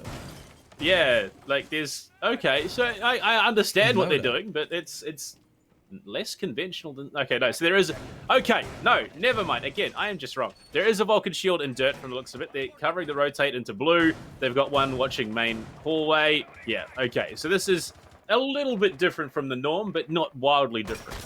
Yeah, it's like 75% similar to what we expect to see. Slight variants are typically what you come to expect on Clubhouse, where the meta has just been so ingrained for so long that it's hard to find Rafi is in and down main stairs. Yeah, I was just about to say, Rafi is just downstairs. He is just there. Unfortunately for him, he didn't find a frag, but look at how fast PDHM are moving. They're already applying vertical pressure. They're already knocking on the door of blue. They've already pushed down main stairs. There's not even 45 seconds gone. My lord, they are just doing bits here. Vertical pressure, that I would imagine that's the Vulcan shield that we heard detonate in the main hall down in the basement. They are now going to start to open up the blue hatch and start to contest... sorry, not blue hatch. What? My mind is just blown. This is not a level of aggression that should have gone unpunished. The drones as well in position, spotting out Na, playing behind the generator. This is just some phenomenal stuff here. PDHM are taking ground, and they are taking ground fast. All of a sudden, this hold is looking significantly weak, and Rafi gets a drone deep into the bomb site, spots that there is a player in dirt as well. My lord, PDHM just approaching this. It's scary. Yeah, it's definitely scary. It seems like all the pieces of the puzzle are about to fall into place for PDHM. The Synthetic are still holding on strong. Sure, one shield goes down, but look at all the bodies still left up. It's a 5v5 with only 1 minute and 10 to go. But look at this. Prompted drops in the bomb site, and he's typing away on the diffuser, but a nitro cell will silence him forever, as that's a 1-for-none transition. As now the man count advantage still stays strong into the side of the defenders. Another attempted plant met Oh, with another no. nitro. Nah gets refragged out, but WAV pushing in blue goes absolutely massive with the triple. He's still swinging. He still wants more. He smells blood in the water. But now as Rafi goes down at the hands of Rice, the man advantage has swung back into even state with 40 seconds left and the plant going down. Webb, he's already found 3. Can he get the full ace? Can we get the first full ace of the series? Every other one has been denied at 4, and he's looking for it. Can he complete that mission? At the moment, the plant is down. Attackers have that time advantage. And there we go. Webb finds Mo. 4K in the round. Rice at the bottom of main. This could be Webb's round. All he's got to do is swing the box. And there we go. It's complete. Webb gets confirmation. The full Team White coming out from Webb on the Sophia. Finally, they get the full distance. Hey, we said it. Maybe he needs the Sophia. And let me show you. First round on Sophia looked pretty good. This man started off 0-4. Now he's 7-5. What a run. PDHM get in early. They get control. They transition into one of the greatest round wins that we have seen in a long while. And off the back of it, they close that gap once again. It's only 4-3. It was 4-2. And PDHM, they're going to be having to attack into CCTV. And with that, I mean, honestly, if they play that same level of aggression, if they get themselves in with the information they had, I wouldn't be surprised if Synthetic don't pick up another round. You know, I just have one burning question in my mind is how do you have 5 people on site? You can hold down every single angle, but you still just let somebody walk down blue for free and shoot everybody in the back. WAV wasn't taking gunfights. He was shooting people in the back because his flank was so well timed.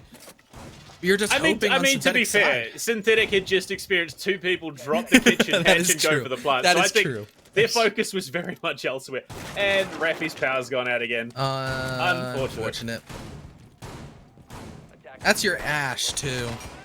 That's a lot of utility, and look at all the bulletproof gadgets that have been brought by Synthetic.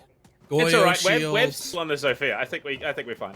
You can only get 2 of them. There's 2 Goyo shields, a regular shield, 3 Banshees. It's fine. He's just gonna frag. That's all he needs to do. That's Webb in his wheelhouse. Is he just gonna walk up garage rafters and murder and then murder everybody? Only time will tell. Yeah, look, they're starting early. They're looking to get themselves in with a bit of pressure, and if they can flush them out, no, it doesn't even. Okay, so it looks like they are gonna go for CCTV wall. CCTV wall. That's the one. Both begin to see. Too many C's in this damn game. I swear. Too many C's in this community. Yeah, look, Community also starts with a C. Oh my gosh. Oh my lord. The conspiracy deepens. Conspiracy starts with a C. Yeah, look, we're going to have to get Reddit involved in this one. But at the moment, yeah, look, 4 versus 5. An unfortunate 4 versus 5 for PDHM. But the way they've proved that they can play from behind. Yeah, it's stun going out, making sure that there's no ADS, and that allows them to get the shield on the tuck door, which makes pushing into breach a lot easier. But you can't really push inside a breach when you have somebody down below like Freak with no nitro. I was going to talk about how we can deny plant, but now Sub will deny Nah of his position and his life, as Exo is going to finish it off with Freak over Rice, another player inside of Lounge, getting one and trying to dip away. But even though PDHM started with the man disadvantage due to a disconnect, they've still clawed it back to an even 3-3 with half the round to go. Drone intel being gathered by the attackers, making sure they can paint the proper picture of it everywhere. The Synthetic are going to be lining up all the positions that they want to hold, that eventually PDHM are going to have to push into. Well, they know at least one is very much off site, that being Rice, who had to relocate to try and get back. He will finally get there, but that is time-consumed repositioning that they could have utilized, denying that flank. Sub will start to open up things, so they have that multi-pronged approach that you need for an attack onto a bomb site like CCTV. Webb is raring to go, ready to swing in, kill whoever is top red. Nitro cell prep by Mo. Should they need to go for that plant denial? A lot of angles being locked down, a lot of contest. If prompted, can thread the needle here with this frag grenade. Could do a lot of damage. It's going to be deep. Oh, just on the wrong side of the half wall there. Poison escapes scot-free. Toxic canisters thrown deep yet again. Poison going to be moving up, but Webb is there. Oh, no! It's a bit of a trade. Prompted has to walk in. Go for that pickup if he can. Nitro Cell ripped yet again. Mo throws it, finds both of them as they were trying to go for the revive, and all of a sudden Sub in a position where he has to commit to the plant or find the frags. Rice tagged. Does he know that Mo is close by? Swinging, he finds the first. He's got 3 seconds. Can he go for the second? He might have to stop and go for the plant, but no. Rice not willing to give an inch. Will pull back into Master Bedroom and secure Synthetic their 5th round. Again, an unfortunate loss for PDHM that probably would have been a different story had Rafi been in the server. Yeah, they would have been able to get rid of those banshees. That was the indicative wailing. That's, oh my gosh, there's somebody close on the wall. I need to nitro the soft wall for the Kaid. And boom, that's Mo with a wonderful nitro. Completely changed the outcome of that round. Just absolutely amazing stuff. However, I don't know if we have another pause available for Rafi to get back into the game. I'm not as familiar with the rules as I probably should be, and Wav is saying a pause. Yep. Whew. 1 second. And Rafi returned. Yeah, okay. Ooh, perfect. Oh, he has fuse. This could be a tight window. Okay, there we go. Okay. There we go. With the now, does the question is, does Synthetic believe that it is going to be a fuse locked in? No. I highly doubt it. I highly doubt it as well. Rafi back on the Ash. Also struggled on defense. And now he's back on his attacking operator that he feels good with. Maybe this is Rafi's round. You know? Round number 2 of attack was all Wav all day, all 5 kills going to his back pocket. Then Rafi disconnected, and it would be just such a wonderful arc of character development for Rafi to be like, I have suffered. I have faced so much with my game just crashing and my power going out. It is my time. Now if Rafi aces on Basement, that'd be pretty cool. Look, I was going to roast you there, but then I remembered that, you know, the player base for Rainbow Six is that narrative entirely.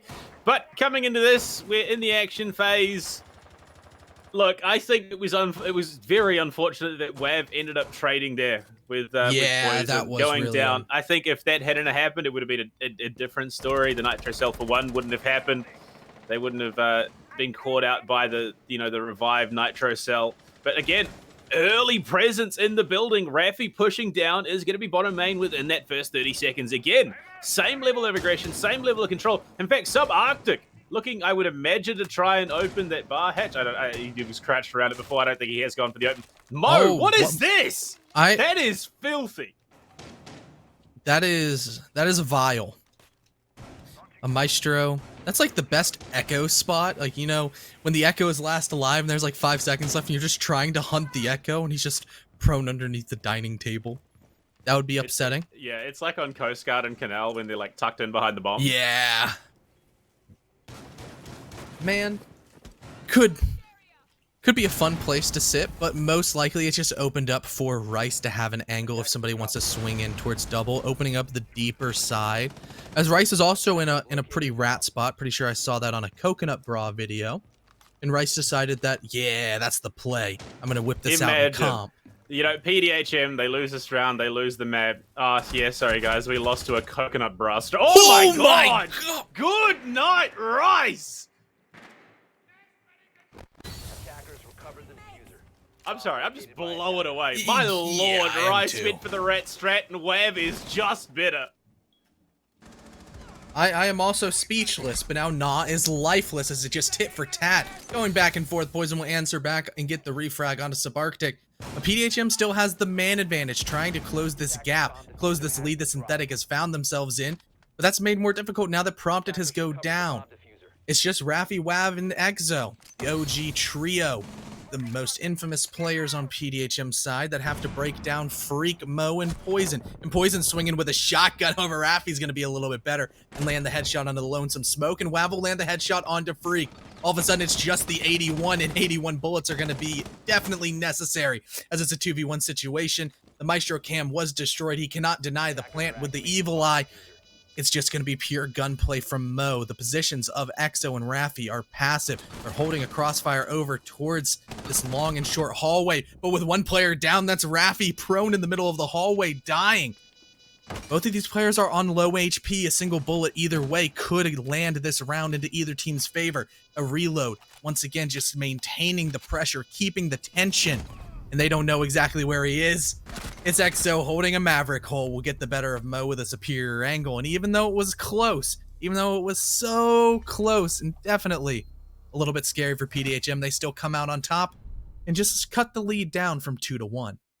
I'm kind of upset, honestly. What if one of the attackers had moved into that position that Maestro had opened up earlier in the round and won it from below the table? That would be like that would be an LFT post coming immediately after this matchup. But no, look, hey, they should have hit the play it Maestro smart. cam underneath it. Yeah, look, hey, it was destroyed, so it wouldn't have mattered anyway. But well, no, if he hit the Maestro cam under it, maybe they wouldn't have found it. Because he just had it on the jukebox, which is pretty default.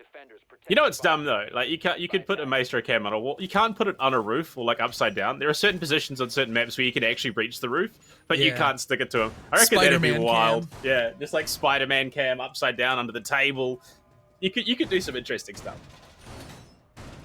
Yeah, it could definitely be fun. But I guess the roofs are reserved for echo drones, those yokais that are annoying. You know, you don't want Maestro stepping on Echo's turf. He would probably get upset. Imagine sticking an evil eye to a yokai drone. Now that would be something. 10 seconds to go. Imagine the course that guys are being dive bombed by an evil eye. Imagine you have a Mozzie drone early on in the round and you just make your own Twitch drone by putting a Maestro cam on top of it. That'd be wild. Just rocketing around the map, jumping. A jumping Maestro cam. That would just be.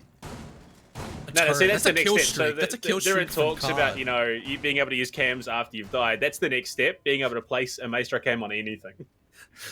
No, like people already say that Flores has the RCXD. This is just an even better version. Like imagine trying to shoot. Like sometimes shooting drones is not easy. And imagine it's shooting back at you. Shooting a bulletproof drone. It's shooting back at you.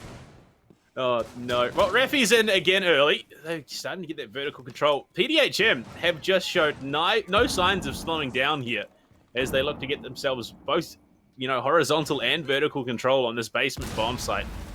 They are moving with some real emphasis right now. Prompted as well, starting to open up the hatch in bar. They are just moving. The acceleration, the speed with which they are getting themselves control it's scary. Yeah, they've done the same thing over and over again, but it's still working, and Synthetic are struggling to stop exactly what PDHM are bringing to the table, which is blast a lot of vertical control, get all the hatches opened, and then get triple wall open to see what you can work with the picks and really decide your execute based on that. If it's a full stalemate, you can just go for the hatch drop, but the stalemate is not possible anymore because Freak gets destroyed by the AK-12 wielding Subarctic. Now more vertical pressure coming out as Na is going to fall at the hands of Prompted, pushing above that hatch, making sure Blue is not an area that stays into the defender's favor. Unless Rice has something to say about it, Mo also has a shallow cross as both of these players are trying to deny drone intel. And they have to deny a little bit more than drone intel, mainly positional awareness of the attackers as more and more burn comes through. More and more angles are being opened and more bodies are going down as Poison falls at the hands of Raffi. But he wants more. He's also going to be able to down the Maestro, and the nade going light onto Rice's feet will lead to a flawless round for PDHM as they tie up the map. Back even 5-5, 10 rounds deep here on Clubhouse. And, so far, Synthetic have only been able to scrape together the one round in the second half. And, it was on time. They played that clock very, very well. And was a couple of mistakes that were made, specifically the pickup attempt onto Web. I think they probably could have gone without that, and maybe they would have been able to snake the round together. But it is what it is. And PDHM... Does Exo stick the glass? No, he's not that adventurous. Unlucky. He could have had a glass just sitting on The exterior rafters just sitting in Timbuktu in the middle of nowhere. But that could have been fun. But Buck's also a good pick. You can go underneath if you get stock control and just blast away the floor that most of the synthetic defenders will be holding, like mainly green box or the top red rotate, calc table. Any of the positions inside a cache just can be completely removed, and then you mitigate the impact of that nitro cell that Mo threw just a couple of rounds ago. That won them their defense. Well, we do see the Cade coming out once again. Last time it was placed below, and I would imagine we're probably going to see something similar here. Nah, just on cams. He's using his time wisely there. One electric claw has been placed, and it looks like it is going to be down below, but on the con wall this time.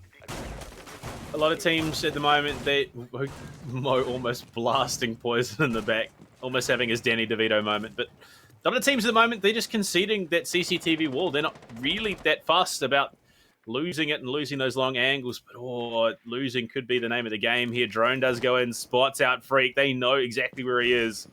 And Freak realizes that the jig is up, will pull out of that angle, spotted by both drones that were in there. And Rice is determined to play the rat game right now. Yeah. But Raffi gets destroyed. His Freak's going to go for 2. Goodbye, EXO. The roam game finally panning out for Synthetic. As now, a 5v3 is not the easiest thing to claw back from, though. Not the end of the world for PDHM, as we've seen them do crazy things. Freak's the only one that's taken any damage, and it's pretty much just hard breachers plus WAV left alive for the attack. There's a lot of utility to burn, mainly those Goyo shields, as well as the regular one, plus those Banshees that are going to make it so difficult to get in on sight, plus 2 Nitro cells, and we've already seen how lethal they can be in this back pocket of synthetic defenders, especially if Na is able to stay alive in rafters, but that's something easier said than done when you're getting blasted straight through a barricade on a pre-fire, as prompted as just sending shots downrange. Well, we're tight. On the right-hand side of this breach, might be able to bring it back. If there was anyone on this PDHM roster that would be the clutch factor, it is him, especially on Zofia. Rice spotted by the drone, bit of a whiff, but unfortunately Web goes down to Mo. The Orgo 3 pre-fire from Sub's going to find one, but prompted goes down quickly to follow. And all of a sudden, it is Sub with the AK-12 in hand that has to find 4. He's got some good frags under the belt, so not crazy out of the question that he couldn't do it. But it is going to be a hard one if he does. Yeah, it's definitely going to be difficult considering how passive the rest of the synthetic players are just set up to be. They're holding their angles. Somebody's on cams. They know exactly where Subarctic is. They don't really want to feed him any freebies. They know that the diffuser is outside a garage. They're opening up nitro holes, denying entryways with toxic babe canisters, and slowly just killing away more and more time. He can't even use his Selmas because the electrical has been reallocated over towards construction. He's going to have to try to burn ADS, make sure he doesn't die from below or die from the side as one player jumps out. That was nah. As soon as I say they're playing passive, they start throwing themselves at him. But luckily for them, that was just a singular player in the form of their Jaeger. As now there's only 15 seconds left, doesn't have diffuser, doesn't have really anything. And it's just going to be probably saving KD, using this as a timeout to let his team talk about what went wrong. As soon as he just starts walking up, Malusi Banshee wailing out, trying to bait out any shots. A player up above will fall. That's poison. The triple kill, but all of them impactless in the end. Hey, it still counts. Stats are stats at the end of the day. Yeah, still do count. What if instead of cost, you had like impact frag percentage? Like your kills only count if it's in a round that you won. That'd be an interesting statistic. I think there would be a lot of comp players that would have to retire off that stat. Yeah. Like, if you're in a 4v1 and you're getting 3 frags every time, you got like a 3 KD. Like, I mean, it doesn't really do anything for your team. That would be an interesting statistic. I know that's what Cost tries to emulate, as like it mitigates impact of, let's say you don't necessarily always get a frag every round, but if you like stay alive, you plant the bomb, you're immediately traded out, which means you're still going 1-for-1 and breaking down some of the defense. It'd be fun, but you know, there's a reason that other people do stats and not me. Maybe I'm just a naive person that would be insanely difficult to actually implement, or maybe I just gave Ferme a great idea. Impact frags. Well, who knows? Like a off the back of impact that, percentage, like frag percentage. well, Subarctic now leading the scoreboard for both teams, having hit 11. Some big frags for him. Whether they were impact ones or not, it is regardless. They still lost the round, and Synthetic will secure themselves minimum 1 point here. Depends on whether or not PDHM can bring it back and take us to OT. Given, though, that it is Jim, there is a high likelihood that it could be the case. We have seen Jim go both ways on the attack and the defense. There were some good rounds and some not so good rounds. With the Aruni on the board, it can make it quite hard to pressure in, plus the mute as well. Question is, what avenue do PDHM choose to get themselves in the building? How do they start this aggression up, and how many frags, impact frags, can they find along the way? Yeah, impact frags are the name of the game. Who cares about impactless ones? Yay. But now as we transition on, it's match point for Synthetic. Rice already taking a lot of damage early on. A Synthetic need to win this round in order to make sure that they stay even on points with PDHM and just leave it up to round differential. But still, PDHM, considering how many rounds they've been able to pull, was a little bit more than what Synthetic were able to achieve on Consulate.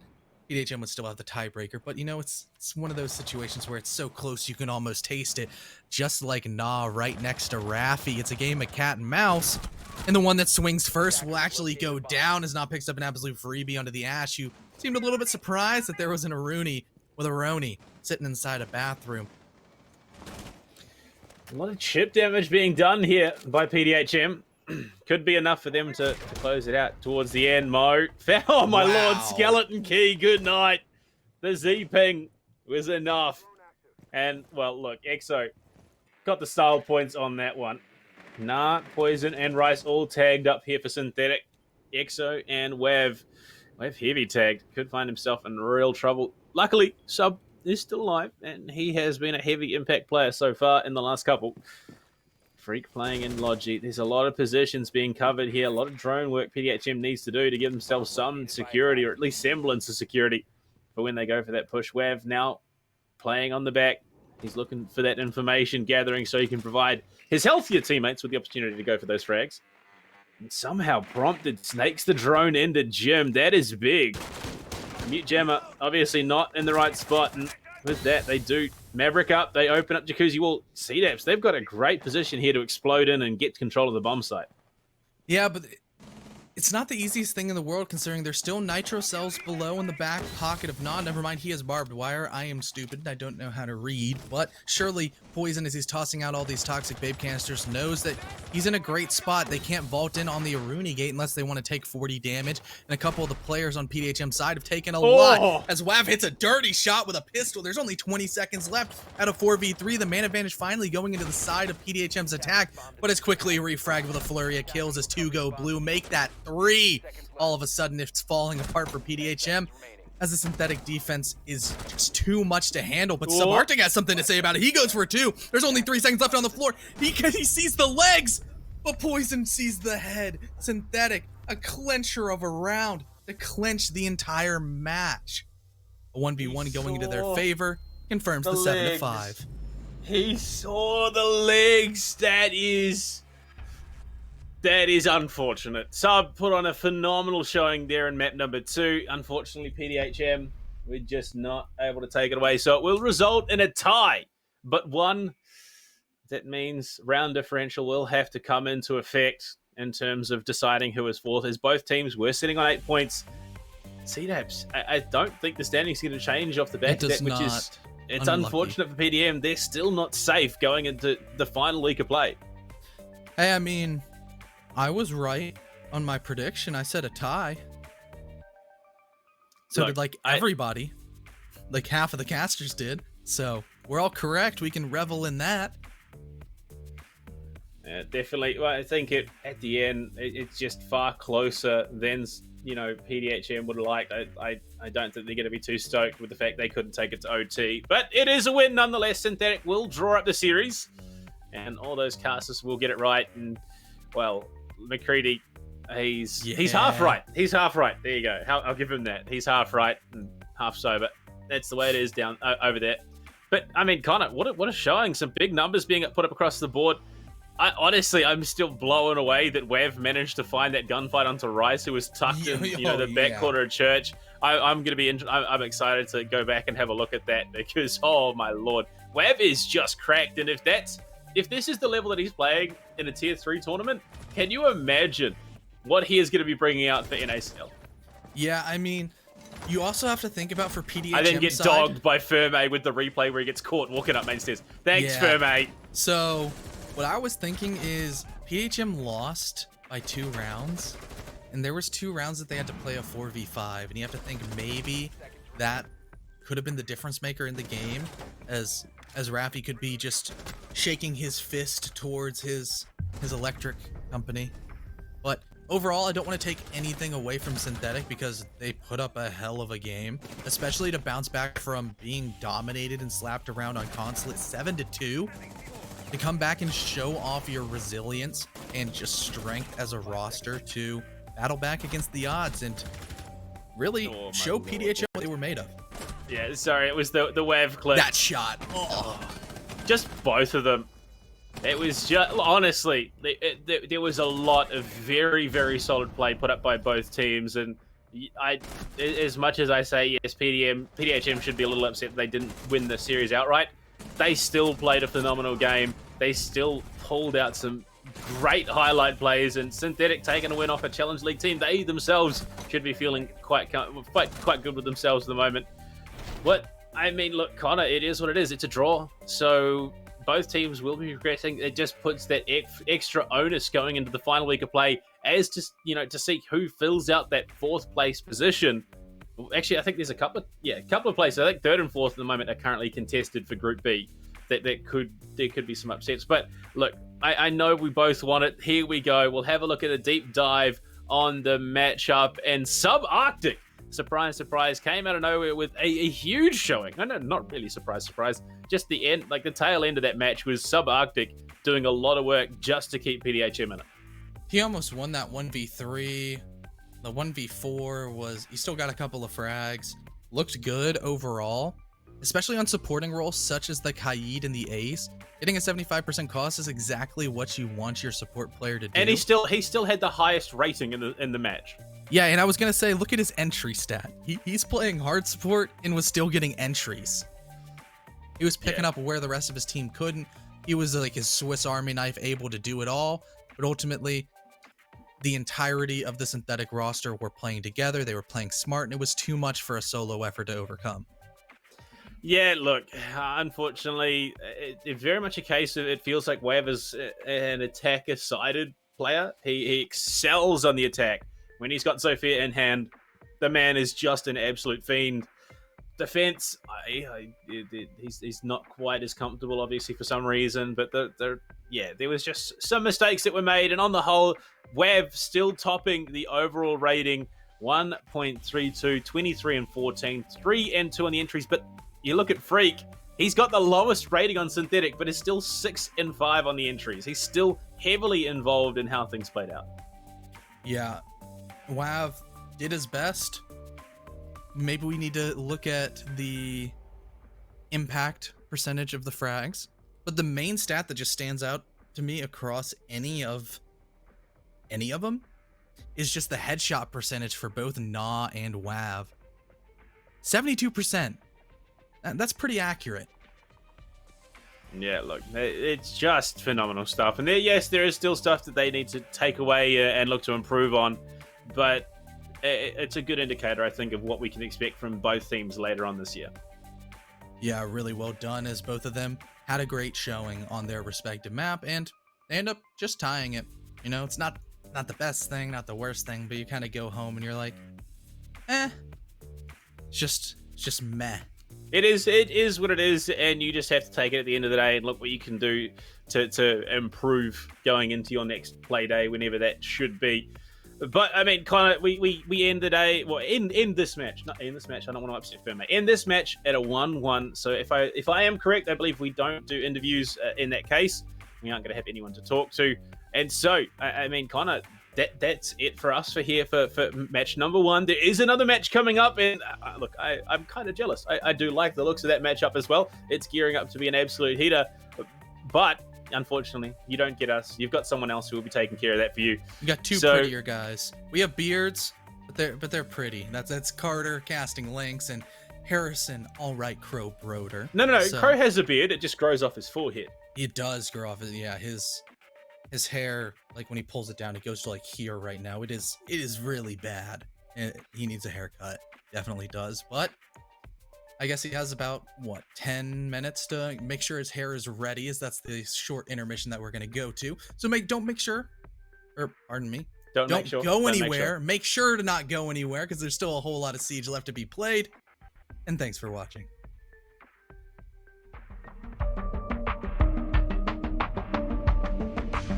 Trying to walk on through. The M762 is going to find 3 kills, pistol in hand. It's going to be a quad in the round for Emergent. Peeking into him. He'll take down Twist. He'll take down Defiance as well. He's going for a third and he'll get it. Triple kill to answer, and then Limbo and Dom will pick up some kills, but Braxton with the 4K, he's on for the Heal ace. on Iski. What a flick, but he gets tired. And the Jaeger looks the wrong way.